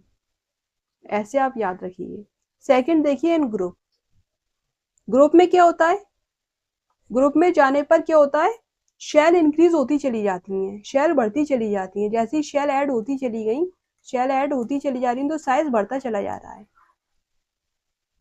Right? Second, third, fourth, fifth, six, ऐसे क्या हो रहा है? शेल इंक्रीज होती चली जा रही है अगर आप पीरियड में जा रहे हो। Top to bottom, shell increase, shell increase, तो साइज भी आपका क्या होगा? इंक्रीज होगा। देखिए यहाँ पर lithium, sodium, potassium, rubidium, caesium, तो यहाँ पर नीचे जाने पर साइज इंक्रीज होगा। Beryllium, magnesium, calcium, strontium, barium, तो यहाँ पर भी क्या होगा? साइज इंक्रीज होगा ग्रुप में जाने पर। तो पीरियड और ग्रुप दोनों आप समझ गए किस तरह से ट्रेंड चेंज हो रहा है एटॉमिक रेडियाई का। अब बात कर लेते हैं, सेकेंड है पी ब्लॉक। एस ब्लॉक हमने पढ़ लिया, ग्रुप में बात चल रही है। सेकेंड है यहाँ पर पी ब्लॉक। पी ब्लॉक देखिए यहाँ पर, पी ब्लॉक में जब आप टॉप टू बॉटम जाओगे तो शेल इंक्रीज हो रही है तो साइज भी इंक्रीज हो रही है, साइज इंक्रीज होगा। बट प्रॉब्लम कहाँ आ रही है? बोरॉन फैमिली में। बोरॉन फैमिली को आपको याद रखना है, बैगन, आलू, गाजर, इंथैला। तो यहाँ पर देखो, होना क्या चाहिए था? जनरल ट्रेंड क्या था? जैसे ही आप टॉप टू बॉटम जा रहे हो तो साइज इंक्रीज होना चाहिए था, क्योंकि शेल नंबर इंक्रीज हो रहा है। बट ऐसा नहीं है। ऑर्डर क्या आएगा? बोरॉन है, सबसे कम साइज है, फिर एल्युमिनियम आएगा, उसके बाद एल्युमिनियम और गैलियम में एल्युमिनियम का साइज बढ़ जाता है एकदम, फिर इंडियम, थैलियम का सबसे ज्यादा होगा। तो यहाँ पर यहाँ प्रॉब्लम आएगी। इसी ऑर्डर को आप यूं करके एल्युमिनियम और गैलियम को यूं इस तरह पलट दो तो ये ऑर्डर आ जाएगा, और बाकी सब सेम है, सब कुछ सेम है। क्लियर हो गया? सिर्फ पलटाया आपने, ऐसे करके इस एरो के साथ पलट दो। कंफ्यूज होते हो जब भी तो ऐसे कर दो, इधर एल्युमिनियम आ गया, इधर गैलियम आ गया एरो के साथ। अच्छा देखो यहाँ पर ये एल्युमिनियम है, ये गैलियम है। टॉप टू बॉटम जाने पर आपको पता है साइज बढ़ेगा क्योंकि शेल नंबर इंक्रीज हो रहा है। बट यहाँ पर एल्युमिनियम का साइज ज्यादा है, 143 पिकोमीटर है। यहाँ पर 135 पिकोमीटर, इसका साइज स्मॉल है। किससे? एल्युमिनियम से। ऐसा हो क्यों रहा है? रीजन क्या है इन दोनों का? बाकी सब कुछ सिमिलर है, boron, indium, thallium, but aluminium और गैलियम में प्रॉब्लम आ रही है। पूरे पी ब्लॉक में यही प्रॉब्लम आएगी बोरॉन फैमिली में। देखिए रीजन क्या है।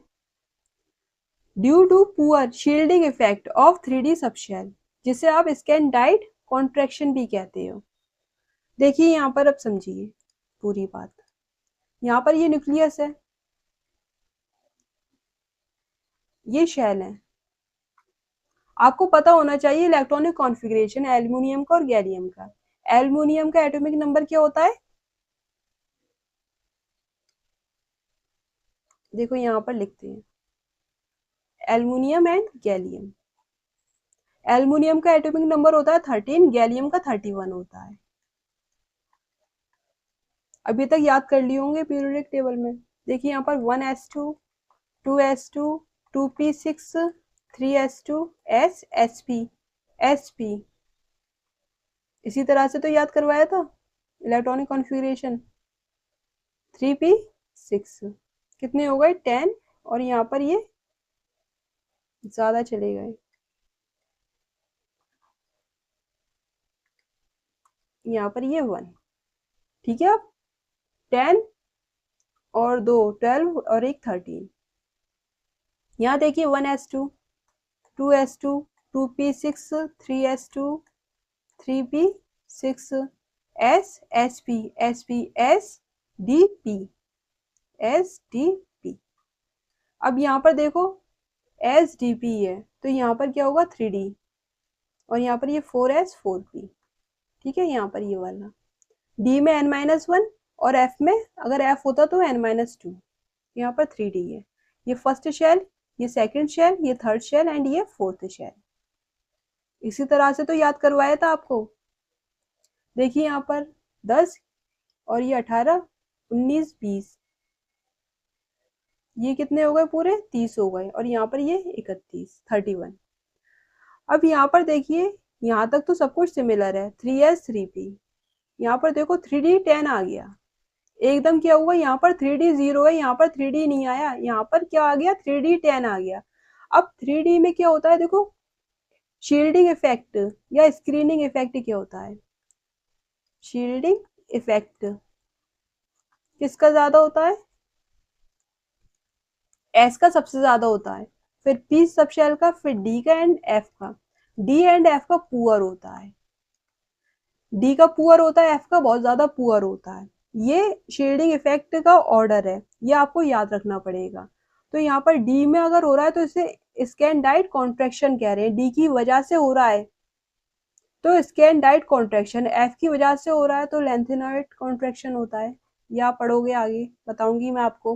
तो ये शील्डिंग इफेक्ट का ऑर्डर है। तो यहाँ पर 3d 10 इलेक्ट्रॉन्स आ रहे हैं। अब यहाँ पर मैं आपको ये भी बता दूं शील्डिंग इफेक्ट क्या होता है। शील्डिंग इफेक्ट को और आप समझ लो। चलो अब शील्डिंग इफेक्ट को समझ लेते हैं। शील्डिंग या स्क्रीनिंग इफेक्ट होता क्या है? बात देखिए, शील्डिंग या स्क्रीनिंग इफेक्ट, स्क्रीनिंग इफेक्ट होता क्या है? देखिए यहाँ पर एक्चुअली होता क्या है, ये न्यूक्लियस है और यहाँ पर ये सब शेल है एटम के। यहाँ पर इलेक्ट्रॉन्स हैं, यहाँ पर क्या है? इलेक्ट्रॉन्स होंगे, यहाँ पर भी इलेक्ट्रॉन्स हैं, ये इलेक्ट्रॉन्स हैं, राइट। अब यहाँ पर एक आउटर मोस्ट शेल में एक इलेक्ट्रॉन है, ये वाला आउटर मोस्ट शेल में ये वाला इलेक्ट्रॉन है। आउटर मोस्ट शेल के इलेक्ट्रॉन को जितना ज्यादा अट्रैक्ट कर लेगा न्यूक्लियस, उतना ज्यादा साइज कम हो जाएगा। हम आउटर मोस्ट शेल की बात कर रहे हैं, तो आपको पता है ये जो न्यूक्लियस है इस इलेक्ट्रॉन को अट्रैक्ट करेगा, और ये इलेक्ट्रॉन जो है ये वाले ये इसको क्या करेंगे? रिपेल करेंगे। ये वाले क्या करेंगे? सिर्फ इतने से समझो, ये जो इलेक्ट्रॉन है ये रिपेल करेंगे, इसे धक्का मारेंगे। इसी तरह ये वाला इलेक्ट्रॉन भी धक्का मारेगा। पूरा स्फेरिकल है, तो होगा क्या, जितना ये अट्रैक्शन क्रिएट कर रहा था न्यूक्लियस उतना नहीं कर पाएगा। ये जो न्यूक्लियस जितने इस इलेक्ट्रॉन पे, आउटर मोस्ट इलेक्ट्रॉन पे जितना ज्यादा अट्रैक्शन करना चाह रहा था, अपने इफेक्ट डालना चाह रहा था, उतना नहीं डाल पाएगा। क्यों? क्योंकि ये जो इलेक्ट्रॉन्स हैं ये वाले, ये दीवार बन के खड़े हैं, ये डालने ही नहीं देंगे। ये कहेंगे न्यूक्लियस है कि हम पे अपना अट्रैक्शन डालो, राइट, हम पर अपना अट्रैक्शन डालो। होता क्या है, आपने देखा होगा, आपके कुछ फ्रेंड्स होंगे, उनमें से कुछ ऐसे फ्रेंड्स हैं जो सिर्फ आप पर ही, आपका ध्यान सिर्फ अपने ऊपर ही लेना चाहते होंगे। दूसरे से बात मत कर, उस फ्रेंड से बात मत कर, उससे नहीं बात करेगा या नहीं करेगी। करते हैं ऐसा, सिर्फ अपने आप में ही लगाए रखते हैं। तो वो दीवार बन के खड़े रहते हैं। अगर वो दीवार बन के ना खड़े हों तो आप अपने और नए नए फ्रेंड्स बनाओ, उनसे भी बात करो, उनसे भी मेल जोल बढ़ाओगे, है ना, अट्रैक्शन डालोगे उन पर भी अपना। बट वो क्या करते हैं, वो ये कहते हैं कि बस हमारे ही मुंह देखते रहो, हमसे ही फ्रेंडशिप करो और किसी को दोस्त मत बनाओ। तो दीवार बन के खड़े हैं, किसके लिए? दूसरे के लिए। इस वाले इलेक्ट्रॉन के लिए ये इलेक्ट्रॉन्स जो है अंदर वाले, ये क्या है, दीवार बन के खड़े हुए हैं। ये पूरी दीवार बनी हुई है, देखिए यहाँ पर, ये दीवार बन के खड़े हुए हैं। यहाँ पर पेन का कलर चेंज, ब्लैक पे कुछ दिख ही नहीं रहा, उठाओ। तो यहाँ पर ये पूरे दीवार बन के खड़े हुए हैं, अट्रैक्शन जाने ही नहीं दे रहे इस न्यूक्लियस का, इस आउटर मोस्ट इलेक्ट्रॉन पर। तो एक शील्ड का काम कर रहे हैं। किसका काम कर रहे हैं? शील्ड का काम कर रहे हैं।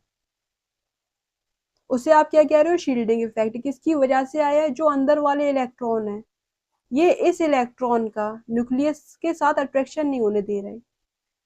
इफेक्ट, न्यूक्लियस का इफेक्ट, जो अट्रैक्शन इफेक्ट है, वो दूसरे आउटर मोस्ट इलेक्ट्रॉन पे जाने ही नहीं दे रहे, मतलब जाने ही नहीं दे रहे, अपने ऊपर ही ले रहे हैं। पूरा दीवार बन के खड़े हैं, किसके लिए? इस वाले इलेक्ट्रॉन के लिए। तो उससे आप क्या कहोगे? Shielding effect. जो दीवार है वो शील्ड है, उस इफेक्ट को आप क्या कहोगे? Shielding effect. समझ गए आप? अब जब अट्रैक्शन हो रहा है आउटर मोस्ट इलेक्ट्रॉन पे, उतना अट्रैक्शन जितना होना चाहिए उतना नहीं होने दे रहे अंदर वाले इलेक्ट्रॉन। तो इसका मतलब क्या है? साइज इंक्रीज होगा। क्या होगा? साइज इंक्रीज होगा। यहाँ पर साइज इंक्रीज होगा, ठीक है। लेकिन हो क्या रहा है, मैंने आपको बताया शील्डिंग इफेक्ट जो होता है वो एस का ज्यादा होता है, फिर पी का, फिर डी का, फिर एफ का। डी और एफ का पुअर होता है। एफ का बहुत ज्यादा पुअर होता है, डी का भी पुअर है, एफ का और ज्यादा पुअर होता है। अब हम बात कर रहे हैं सिर्फ डी के बारे में, डी सबशेल के बारे में। तो जो डी सबशेल में जो इलेक्ट्रॉन्स होते हैं, उनका उनका जो शील्डिंग इफेक्ट होता है, स्क्रीनिंग इफेक्ट, वो पुअर होता है। वो अट्रैक्शन जो है, उतनी अच्छी दीवार नहीं बना पाते, उतना अच्छा कवर नहीं कर पाते न्यूक्लियस से इस बाहर वाले इलेक्ट्रॉन को, तो उनकी दीवार कमजोर पड़ जाती है। तो अब ये जो न्यूक्लियस है, ये न्यूक्लियस जो है, ये इस वाले इलेक्ट्रॉन को अट्रैक्ट करता है अपनी तरफ। क्यों? क्योंकि ये वाली जो अंदर वाली दीवार है वो कमजोर पड़ गई। पुअर स्क्रीनिंग है डी और एफ की और ज्यादा पुअर है लेंथेनाइट कॉन्ट्रैक्शन में, मैं आपको बताऊंगी। तो डी का क्या है? दीवार कमजोर है, शील्ड कमजोर है, तो इसलिए अट्रैक्शन हो रहा है। अट्रैक्शन जैसे ही हुआ, न्यूक्लियस का आउटर मोस्ट इलेक्ट्रॉन पे अट्रैक्शन जा रहा है, जैसे ही अट्रैक्शन बढ़ा, साइज कम हो गया। भाई जिस किसी चीज को आप अपनी तरफ खींच रहे हो तो साइज कम होगा, अट्रैक्शन होगा तो साइज कम होगा। समझ गए ये बात? तो ये तो अब आप समझ ही गए। सिर्फ मुझे इतनी ही बात समझानी थी। ये न्यूक्लियस है, यहाँ पर ये शेल है, ये आउटर मोस्ट इलेक्ट्रॉन है, ये इनर इलेक्ट्रॉन्स है।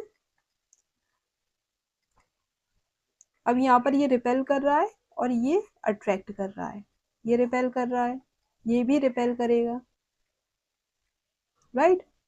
तो शील्ड जितनी इफेक्टिव बननी चाहिए थी अंदर वाली, उतनी इफेक्टिव नहीं बन पाई। पुअर शील्डिंग है डी और एफ की, जिसकी वजह से न्यूक्लियस का आउटर मोस्ट इलेक्ट्रॉन पे अट्रैक्शन बढ़ रहा है और साइज डिक्रीज हो रहा है। इसी को आप क्या कह रहे हो? कॉन्ट्रैक्शन का नाम दे रहे हो।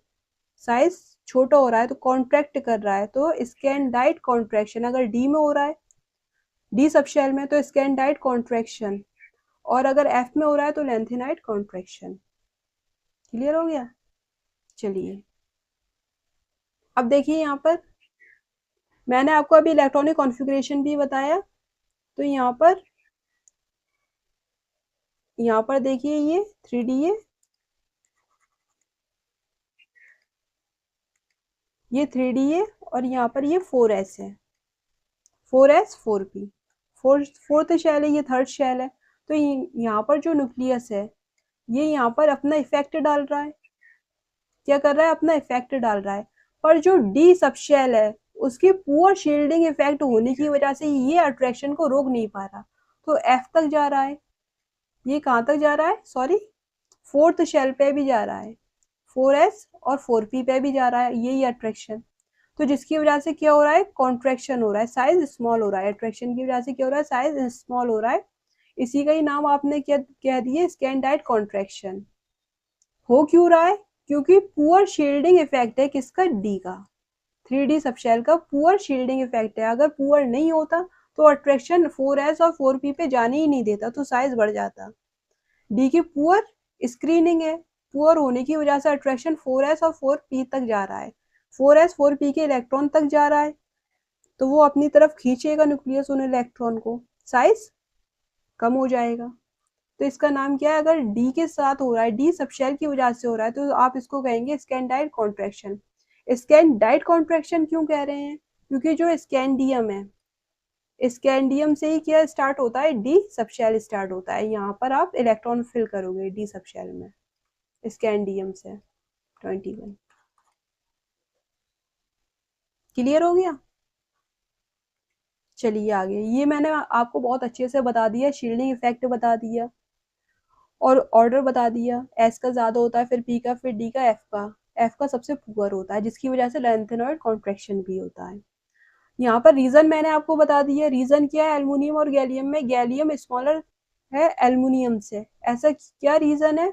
देखिए यहाँ पर ये रीजन है, due to poor shielding effect of 3D subshell. Important है, ये आपसे पूछ लेगा रीजन, आप क्या कहोगे? कि 3D सबशेल की पुअर स्क्रीनिंग है, ये पुअर शील्डिंग इफेक्ट है, इसकी वजह से क्या होता है? अट्रैक्शन 4s 4p तक जाता है और साइज कम हो जाता है, जिसको हम क्या कहते हैं? दूसरा नाम है स्कैंडाइट कॉन्ट्रैक्शन भी कहते हैं।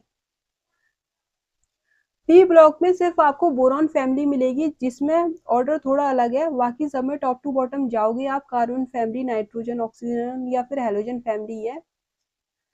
जब आप टॉप टू बॉटम जाओगे तो साइज इंक्रीज होता है। क्यों? क्योंकि शेल इंक्रीज हो रही है। अब बात कर लेते हैं डी ब्लॉक की। डी ब्लॉक में देखिए यहाँ पर इन पीरियड्स, सबसे पहले डी ब्लॉक में बात कर रहे हैं हम पीरियड की। डी ब्लॉक आपको पता है पीरियोडिक टेबल में बीच में होते हैं, 10 ग्रुप है। स्कैंडियम यहाँ पर देखो सबसे फर्स्ट है, ये 3D सीरीज या फर्स्ट ट्रांजिशन सीरीज भी कहते हैं डी ब्लॉक को। अब यहाँ पर देखो ये स्कैंडियम है, टाइटेनियम है, वेनेडियम, ये 3D सीरीज है। ये सब आपको पता होना चाहिए, जिंक तक है। पीरियड में बात चल रही है। अब यहाँ पर देखिए, यहाँ पर ऑर्डर क्या होगा? रेडियाई का, साइज का ऑर्डर देखिए यहाँ पर। ये स्कैंडियम है, टाइटेनियम है, vanadium, chromium, manganese, iron, cobalt, निकल, कॉपर, जिंक। इसका इलेक्ट्रॉनिक कॉन्फ़िगरेशन आपको याद होगा। याद नहीं है तो देखो यहाँ पर मैंने आपको बताया था 3D सीरीज में आपको क्या याद रखना है? क्रोमियम और कॉपर को। स्कैंडियम की बात चल रही है, स्कैंडियम को समझते हैं। इसका जो आउटर मोस्ट शेल का इलेक्ट्रॉनिक कॉन्फ़िगरेशन निकल कर आएगा, वो क्या निकल कर आएगा? 3D1 4s2। देखो स्कैंडियम है, जैसे यहाँ पर सबसे पहले स्कैंडियम की 21 है, देखो 1s2 2s2 2p6 sp 3 तो यहाँ पर ये 2 2, तो यहाँ पर sp sp। ठीक है, अब क्या बात आएगी? SDP ये मैंने आपको बताया था। तो यहाँ पर ये 4s 4p और यहाँ पर ये 3D। D के लिए n-1, F के लिए n-2। 4p की हमें ज़रूरत नहीं पड़ेगी, पहले ही फिल हो जाएगा। 4s2 3D1। देखो यहाँ पर ये कितने हो गए? 10, ये 10 और 21 पूरा हो गया। p की हमें ज़रूरत ही नहीं पड़ी। तो आउटर मोस्ट जो इलेक्ट्रॉनिक कॉन्फ़िगरेशन निकल कर आया है वो ये वाला निकल कर आया है, यही हम लिखेंगे। क्या लिखेंगे 3d1 4s2, यहाँ पर इस तरह लिख दिया है 3d1 4s2। अब यहाँ पर देखो पूरा रीजन बताया इलेक्ट्रॉनिक कॉन्फ़िगरेशन का, वो वाला लेक्चर नहीं देखा तो देख लेना। 3d1 4s2, अब यहाँ पर ये 22 है, 3d2 4s2, 3d3 4s2 और यहाँ पर 4s2 3d4। क्रोमियम और कॉपर में याद रखना है, क्रोमियम और कॉपर में याद रखना है, क्रोमियम में हाफ फिल डी ऑर्बिटल होता है, तो 4s1 3d5, Mn में 3d5 4s2, Fe में 3d6 4s2, यहाँ पर देखो 3d7 4s2, निकल में देखिए 3d8 4s2। कॉपर में याद रखना है, क्रोमियम और कॉपर इंपोर्टेंट है। कॉपर में देखिए क्या है 3d और 4s1 3d10, हाफ फिल्ड हो गया कॉपर में। जिंक में 3d10 4s2। ये इलेक्ट्रॉनिक कॉन्फ़िगरेशन है, ठीक है। बाहर वाला इलेक्ट्रॉनिक कॉन्फ़िगरेशन मैंने लिखा है इसमें, ये आपको पता होना चाहिए। अब यहाँ पर देखिए आपको याद क्या रखना चाहिए, क्रोमियम का और कॉपर का। हम बात कर रहे हैं साइज की। अब यहाँ पर देखिए होता क्या है, जेड इफेक्टिव आपको पता है, इफेक्टिव न्यूक्लियर चार्ज मैंने आपको बताया कैसे लगता है। इफेक्टिव न्यूक्लियर चार्ज यहाँ पर ज्यादा होगा स्कैंडियम से लेके, जब आप Mn तक जाओगे मिडल तक, स्कैंडियम से लेके Mn तक, मैग्नीज तक, तो यहाँ पर जेड इफेक्टिव होता है किससे, शील्डिंग इफेक्ट से ज्यादा। जेड इफेक्टिव ज्यादा है तो मतलब अट्रैक्शन ज्यादा है, अट्रैक्शन ज्यादा है तो साइज कम होगा, साइज क्या होगा, घटेगा। तो स्कैंडियम से लेके मैग्नीज तक क्या हो रहा है, साइज कम हो रहा है, यहाँ पर ये ऑर्डर होगा साइज का, राइट। तो यहाँ पर कम हो रहा है। अब देखिए यहाँ पर, अब देखिए Fe कोबाल्ट निकल, यहाँ पर क्या हो रहा है, जेड इफेक्टिव और शील्डिंग इफेक्ट जो है वो इक्वल है, मतलब सिमिलर है, ऑलमोस्ट इक्वल नहीं है, सिमिलर मान के चलो, मतलब लगभग बराबर है।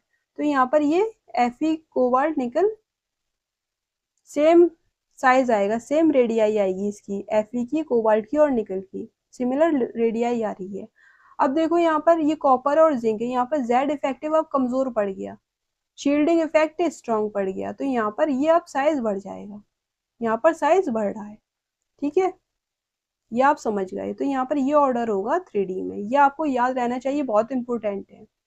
अब इसका रीजन क्या हो रहा है, रीजन भी तो समझना है। तो यहाँ पर देखिए स्कैंडियम से लेके मैग्नीज तक हो क्या रहा था, आपको पता है डी में, डी में 3D की बात चल रही है, डी में 5 ऑर्बिटल्स होते हैं, 1 2 3, ये 5 ऑर्बिटल हैं। तो हर बार क्या हो रहा था, स्कैंडियम में एक इलेक्ट्रॉन आया, फिर टाइटेनियम में एक इलेक्ट्रॉन आया, फिर वेनेडियम में आया, क्रोमियम में एक और आ गया और मैग्नीज में एक और आ गया। तो अभी तक हर एक ऑर्बिटल के पास एक एक अनपेयर्ड इलेक्ट्रॉन था यहाँ तक। तो जेड इफेक्टिव जो है अभी ज्यादा लग रहा है, इफेक्टिव न्यूक्लियर चार्ज मतलब अट्रैक्शन ज्यादा लग रहा है, इसलिए साइज कम हो रहा है। अगर शील्डिंग इफेक्ट ज्यादा होता तो साइज ज्यादा होता, है ना। अगर शील्डिंग इफेक्ट बढ़ता तो साइज क्या होता, बढ़ जाता। लेकिन यहाँ पर क्या हो रहा है, जेड इफेक्टिव जो है वो ज्यादा लग रहा है।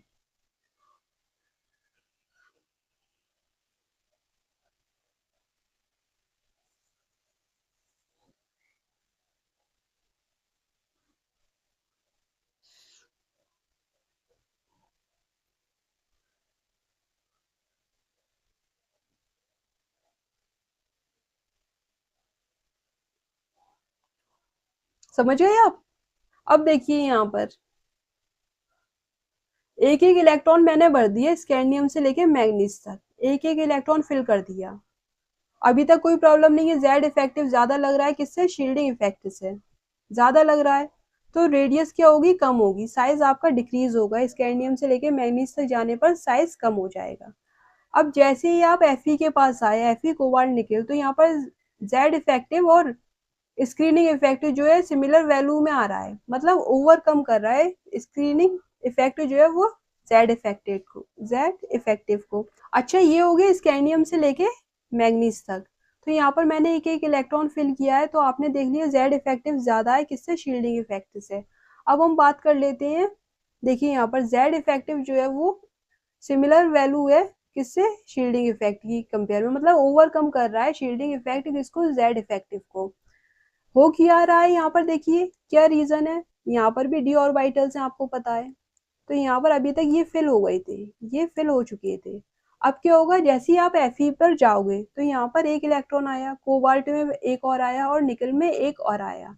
अब यहाँ पर आप देखो हर एक ऑर्बिटल के पास दो दो इलेक्ट्रॉन है, तो दो दो इलेक्ट्रॉन होने की वजह से इनके बीच में क्या होगा, इंटर इलेक्ट्रॉनिक रिपल्शन क्रिएट होगा। इलेक्ट्रॉन इलेक्ट्रॉन के बीच में नेगेटिव चार्ज होता है, ये क्या करेंगे, इंटर इलेक्ट्रॉनिक रिपल्शन क्रिएट करेंगे, एक दूसरे को रिपेल करेंगे। एक ही ऑर्बिटल में दो इलेक्ट्रॉन्स हैं तो रिपेल करेंगे, रिपेल करेंगे तो साइज बढ़ेगा। तो इसलिए जेड इफेक्टेड जो है, जेड इफेक्टिव वो शील्डिंग इफेक्ट को क्या कर रहा है, लगभग सिमिलर वैल्यू आ रही है।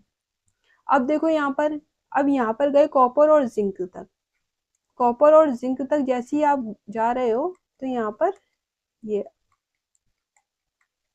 देखो, यहाँ पर ये वैल्यू यहाँ तक आ गई थी, निकल तक। कॉपर में एक इलेक्ट्रॉन और आएगा, फिर एक इलेक्ट्रॉन और आएगा। अब क्या होगा, अब जितने ऑर्बिटल हैं सबके पास दो दो इलेक्ट्रॉन है, अब फिर से इंटर इलेक्ट्रॉनिक रिपल्शन बढ़ गया।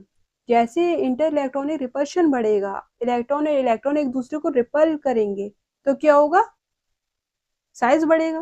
रिपल्शन से साइज बढ़ता है, अट्रैक्शन से साइज कम होता है। तो यहाँ पर जेड इफेक्टिव कम हो जाएगा, अट्रैक्शन कम होगा, किससे, शील्डिंग इफेक्ट से। ऐसा हो क्यों रहा है, इंटर इलेक्ट्रॉनिक रिपल्शन क्रिएट हो रहा है, तो इसलिए यहाँ पर ये साइज इंक्रीज हो गया, ये साइज इंक्रीज हो गया। रीजन मैंने आपको दे दिया, बहुत अच्छा रीजन है। और अच्छे वे में और समझो ये वाला, ये न्यूक्लियस है। अब यहाँ पर देखिए, यहाँ पर अभी तक आपने देखा 3D है ये, और यहाँ पर ये 4s है, ये अंदर वाले शेल्स हैं, अंदर भी शेल्स होंगी। अब यहाँ पर ये क्या है, 3D है, ये 4s है। अब न्यूक्लियस क्या कर रहा है, अपना अट्रैक्शन 3D पे लगा रहा है। अब ये जो 3D है ये रोक नहीं पा रहा, 3D क्या कर रहा है, रोक नहीं पा रहा, तो अट्रैक्शन कहाँ जाएगा, न्यूक्लियस का अट्रैक्शन 4s के इलेक्ट्रॉन पर भी जाएगा। अब ये अट्रैक्शन जा रहा है तो साइज कम हो जाएगा, मतलब कॉन्ट्रैक्शन होगा साइज में, वेरी सिंपल। तो 3D की पुअर शील्डिंग की वजह से या पुअर स्क्रीनिंग की वजह से ये न्यूक्लियस के अट्रैक्शन को रोक नहीं पाता, और ये अट्रैक्शन न्यूक्लियस का 4s तक जाता है, 4s के इलेक्ट्रॉन पे लगेगा अट्रैक्शन, तो साइज कम होगा, वेरी सिंपल। पूरा रीजन मैंने आपको बता दिया किस तरह से होगा, क्लियर। चलिए अब बात कर लेते हैं इन ग्रुप। ग्रुप में क्या है, यहाँ पर हमने डी ब्लॉक में पीरियड में देखा 3D सबसे इंपॉर्टेंट है, ये बहुत इंपॉर्टेंट है, इसका ऑर्डर आपको याद होना चाहिए। जब डी ब्लॉक एलिमेंट पढ़ाऊंगी तब भी आपको ये बातें आनी चाहिए, इन्हीं को रिपीट करूंगी, यही टॉपिक्स हैं। अब देखिए इन ग्रुप, डी ब्लॉक एलिमेंट में, ग्रुप में देखिए आपको पता है डी ब्लॉक एलिमेंट से ये स्कैंडियम, और यहाँ पर ये टाइटेनियम, वेनेडियम, ये 3D सीरीज है, ये 4D सीरीज है, ये 5D सीरीज है, एंड ये 6D सीरीज है। ये फर्स्ट ट्रांजिशन एलिमेंट है 3D वाले, 4D वाले सेकंड ट्रांजिशन एलिमेंट्स कहलाते हैं, और ये वाले 5D वाले थर्ड ट्रांजिशन एलिमेंट कहलाते हैं। तो यहाँ पर ये सब सीरीज है, 3D 4D 5D 6D series. अब आपको पता है LA से लेके HF 57 से लेकर, पेन का कलर चेंज, यहाँ पर ये 57 से लेकर 72 है, LA से लेकर HF तक हाफनियम। यहाँ पर बीच में क्या आते हैं, 4F सीरीज के मेंबर आते हैं जिसे आप लैंथेनॉइड कहते हैं, और ये कहाँ से होते हैं, सीरियम से लेकर लूटियम तक, 58 से लेकर 71 तक। यहाँ पर ये 57 है, ये 58 है, यहाँ पर ये 71 तक है, यहाँ पर 72 है, ये मैंने आपको पहले भी बताया।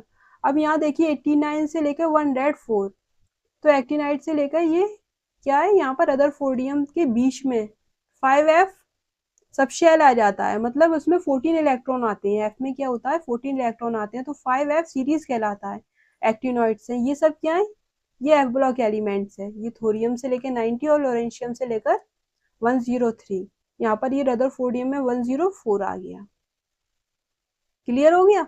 तो यहाँ पर ये 4F या 5F सीरीज क्या है, F ब्लॉक एलिमेंट्स होते हैं, ये आपको पता ही है। अब देखिए यहाँ पर, अच्छा यहाँ पर transition element, D block element और ट्रांजिशन एलिमेंट समझने में आपको प्रॉब्लम होगी। डी ब्लॉक एलिमेंट्स क्या होते हैं, ये जितने भी एलिमेंट्स आपको दिखाई दे रहे हैं 10 ग्रुप है, ये जितने भी एलिमेंट है सब क्या है, डी ब्लॉक एलिमेंट्स हैं। अच्छा, क्या डी ब्लॉक एलिमेंट को ही ट्रांजिशन एलिमेंट कहते हैं, या ट्रांजिशन एलिमेंट हैं तो उनको कुछ और भी अलग से उनकी डेफिनेशन है? अगर है तो मैम वो क्या है, वो बता दीजिए, फर्क बता दीजिए डी ब्लॉक एलिमेंट में और ट्रांजिशन एलिमेंट में। चलिए देख लेते हैं, अच्छे से समझ लेते हैं ट्रांजिशन एलिमेंट होते क्या हैं। देखिए, जो जितने भी पार्शियली फिल्ड डी ऑर्बिटल्स होते हैं, जितने भी पार्शियली फिल्ड डी ऑर्बिटल्स होते हैं किसी भी एलिमेंट में, जितने भी डी ब्लॉक एलिमेंट है उनके अंदर पार्शियली फिल्ड डी ऑर्बिटल्स है ग्राउंड स्टेट में या किसी भी स्टेबल ऑक्सीडेशन स्टेट में, तो आप उन्हें क्या कहेंगे, ट्रांजिशन एलिमेंट कहेंगे। ऐसे डी ब्लॉक एलिमेंट जिनमें पार्शियली फिल्ड डी ऑर्बिटल होते हैं, चाहे वो ग्राउंड स्टेट में हो या स्टेबल ऑक्सीडेशन स्टेट में हो, उन्हें आप ट्रांजिशन एलिमेंट कहते हैं। अब देखिए स्कैंडियम 21 है, क्या ये ट्रांजिशन एलिमेंट है? अगर है तो हमें कैसे पता चलेगा कि ये ट्रांजिशन एलिमेंट है? इसका इलेक्ट्रॉनिक कॉन्फ़िगरेशन अभी मैंने निकलवाया, आप समझ गए, ये 4s2 3d1। अब यहाँ पर देखिए डी ऑर्बिटल पार्शियली फिल्ड होना चाहिए, डी में मैक्सिमम 10 इलेक्ट्रॉन्स आते हैं, 10 इलेक्ट्रॉन्स नहीं होना चाहिए, कुछ कम होना चाहिए। 9 होगा तो चलेगा बट 10 होगा तो नहीं चलेगा, चाहे ग्राउंड स्टेट हो या स्टेबल ऑक्सीडेशन स्टेट हो। यहाँ देखिए स्कैंडियम है 3d1 है, तो यहाँ पर एक इलेक्ट्रॉन है, पार्शियली फिल्ड है, 9 और आ सकते हैं, तो यहाँ पर 3d1 है, तो ये कैसा है, ट्रांजिशन एलिमेंट है। ये D block element transition element है क्योंकि इसमें डी ऑर्बिटल में पार्शियली फिल्ड है, मतलब एक इलेक्ट्रॉन है। अब बात कर लेते हैं कॉपर की, कॉपर प्लस और कॉपर प्लस 2। यहाँ देखिए ये कॉपर है, अब इस कॉपर में डी ऑर्बिटल में पूरे 10 इलेक्ट्रॉन्स है, हमें क्या चाहिए थे, पार्शियली फिल्ड डी ऑर्बिटल्स चाहिए थे। यहाँ पर तो डी में 10 आ सकते हैं, पूरे 10 आ सकते हैं, मैक्सिमम कितने इलेक्ट्रॉन्स आते हैं डी में, 5 ऑर्बिटल्स होते हैं और मैक्सिमम 10 इलेक्ट्रॉन आ सकते हैं, 10 इलेक्ट्रॉन्स हैं। बट अब हम क्या करेंगे, ये वाला कॉन्सेप्ट देखेंगे, ग्राउंड स्टेट या कोई भी स्टेबल ऑक्सीडेशन स्टेट। कॉपर जो है वो कॉपर प्लस और कॉपर प्लस 2 में भी पाया जाता है, ये स्टेबल ऑक्सीडेशन स्टेट है। यहाँ पर तो मामला फेल हो गया, कॉपर 3d10 है तो ये फुल फिल्ड है, हमें क्या चाहिए था, हाफ फिल्ड या पार्शियली फिल्ड, हाफ फिल्ड नहीं सॉरी, पार्शियली फिल्ड चाहिए था। अब देखो यहाँ पर ये कॉपर प्लस है, यहाँ पर भी अभी भी 3d10 है, 10 इलेक्ट्रॉन्स हैं, कॉपर प्लस 2 किसी भी ऑक्सीडेशन स्टेट में पार्शियली फिल्ड डी ऑर्बिटल होना चाहिए। यहाँ पर 9 मिल गया, ये मिल गया हमें। तो अब आप फंस जाओगे कि ये कॉपर है, ये पार्शियली फिल्ड है, ठीक है, या फुली फिल्ड है, या ये ट्रांजिशन एलिमेंट है या नहीं है, यहाँ आप फंस जाओगे। तो मैं आपको बता दूं डी ब्लॉक एलिमेंट में कॉपर जो है ये आपका ट्रांजिशन एलिमेंट होता है। क्यों ट्रांजिशन एलिमेंट है, क्योंकि इसमें जो स्टेबल ऑक्सीडेशन स्टेट है कॉपर प्लस 2 उसमें 3d9 कॉन्फ़िगरेशन है। ग्राउंड स्टेट में या किसी भी एक्साइटेड स्टेट में जो स्टेबल एक्साइटेड स्टेट हो या स्टेबल ऑक्सीडेशन स्टेट हो, उसमें क्या हो, पार्शियली डी ऑर्बिटल जो है वो पार्शियली फिल्ड होना चाहिए। तो यहाँ पर मिल गया, तो कॉपर है आपका ट्रांजिशन एलिमेंट।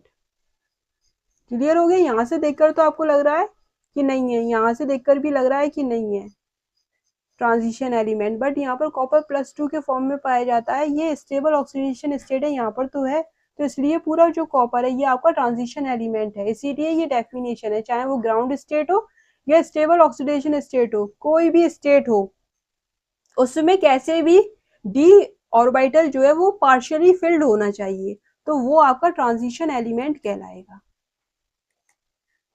ट्रांजिशन एलिमेंट कहलाएगा। वो डी ब्लॉक एलिमेंट आपका क्या कहलाएगा, ट्रांजिशन एलिमेंट कहलाएगा। तो यहाँ कंफ्यूज मत हो ना, कॉपर है आपका। अब देखो copper also transition element. Next point है zinc, cadmium, mercury are not transition element in ground state और इन ऑक्सीडेशन स्टेट। कोई भी स्टेबल ऑक्सीडेशन स्टेट है उसमें ये ट्रांजिशन एलिमेंट नहीं है। क्यों ट्रांजिशन एलिमेंट नहीं है? क्योंकि इनके पास पार्शियली फिल्ड डी ऑर्बिटल ही नहीं है। देखिए यहाँ पर जिंक है, ये ग्राउंड स्टेट में 3d10 है, पूरा भरा हुआ है 4s2। ये होता है electronic configuration, outer most electronic configuration है ये। Zn+2 है 3d10 4s0। अब ये भी डी जो है वो आपका क्या है, कंप्लीटली फिल्ड है, पार्शियली फिल्ड नहीं है। तो ये आपका ट्रांजिशन एलिमेंट नहीं है जिंक। समझ गए? और जिंक, कैडमियम, मरकरी ये सिर्फ एक ही ऑक्सीडेशन स्टेट शो करता है जो +2 है। इसके अलावा कोई भी ऑक्सीडेशन स्टेट ये शो नहीं करते। अगर शो करते तो हो सकता है हो जाते ट्रांजिशन एलिमेंट, बन जाते ये डी ब्लॉक एलिमेंट। बट आपको जब नेचर में मिलेगा स्टेबल ऑक्सीडेशन स्टेट ये +2 ही मिलेगी, जिंक, कैडमियम, मरकरी की। तो यहाँ पर दोनों ही स्टेट में ये D10 है, फुल फिल्ड है। तो ट्रांजिशन एलिमेंट ये नहीं है। कैडमियम में देखिए, कैडमियम Cd+2, यहाँ पर ये 10 है, ये भी 10 है। तो ये भी क्या है, ट्रांजिशन एलिमेंट नहीं है। Hg+2 देखिए 5d10 और 5d10, ये इलेक्ट्रॉनिक कॉन्फ़िगरेशन है आउटरमोस्ट का 5d10 4s2। तो यहाँ पर D10 D10 full field D orbital है। तो ये भी क्या है, ट्रांजिशन एलिमेंट नहीं है। रीजन मैंने आपको बता दिया, पूरा तरीका समझा दिया है। ग्राउंड स्टेट में या स्टेबल ऑक्सीडेशन स्टेट में अगर आपको डी ऑर्बिटल पार्शियली फिल्ड मिल रहा है तो वो क्या है, ट्रांजिशन एलिमेंट है। ऐसे डी ब्लॉक एलिमेंट क्या कहलाते हैं, ट्रांजिशन एलिमेंट कहलाते हैं। यहाँ देखो, कॉपर में ये वाला, कॉपर में Cu प्लस में Cu+2 में मिल गया, तो जैसे ही Cu+2 में मिल गया तो ये ट्रांजिशन एलिमेंट बन गया। ये बात आपको याद रखनी है। जिंक, कैडमियम, मरकरी आपका ट्रांजिशन एलिमेंट नहीं है। अब ये स्टेटमेंट है, आपसे डायरेक्ट क्वेश्चन में स्टेटमेंट वाइज क्वेश्चंस पूछ लिए जाएंगे, है ना, ऐसे क्वेश्चंस खूब आते हैं।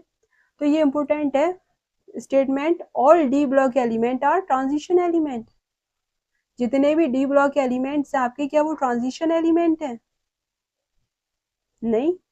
क्यों नहीं है? जिंक है, कैडमियम है, मरकरी है, ये ट्रांजिशन एलिमेंट नहीं है। तो जितने भी डी ब्लॉक एलिमेंट है सब ट्रांजिशन एलिमेंट नहीं होते। ट्रांजिशन एलिमेंट के लिए हमें कंडीशन चाहिए, पार्शियली फिल्ड डी ऑर्बिटल चाहिए किसी भी स्टेबल ऑक्सीडेशन स्टेट में या ग्राउंड स्टेट में। ये गलत है। अब नेक्स्ट देखिए, all transition element R D block elements. हाँ बिल्कुल सही बात है, ट्रांजिशन एलिमेंट है तो डी ब्लॉक एलिमेंट तो होंगे ही। ठीक है, तो ये मैंने आपको बता दिया है। अच्छा, अब हम बात कर लेते हैं। चलिए पहले मैं आपको बता दूं, ये कोहिनूर सीरीज है, ये आपके लिए बहुत इंपॉर्टेंट है।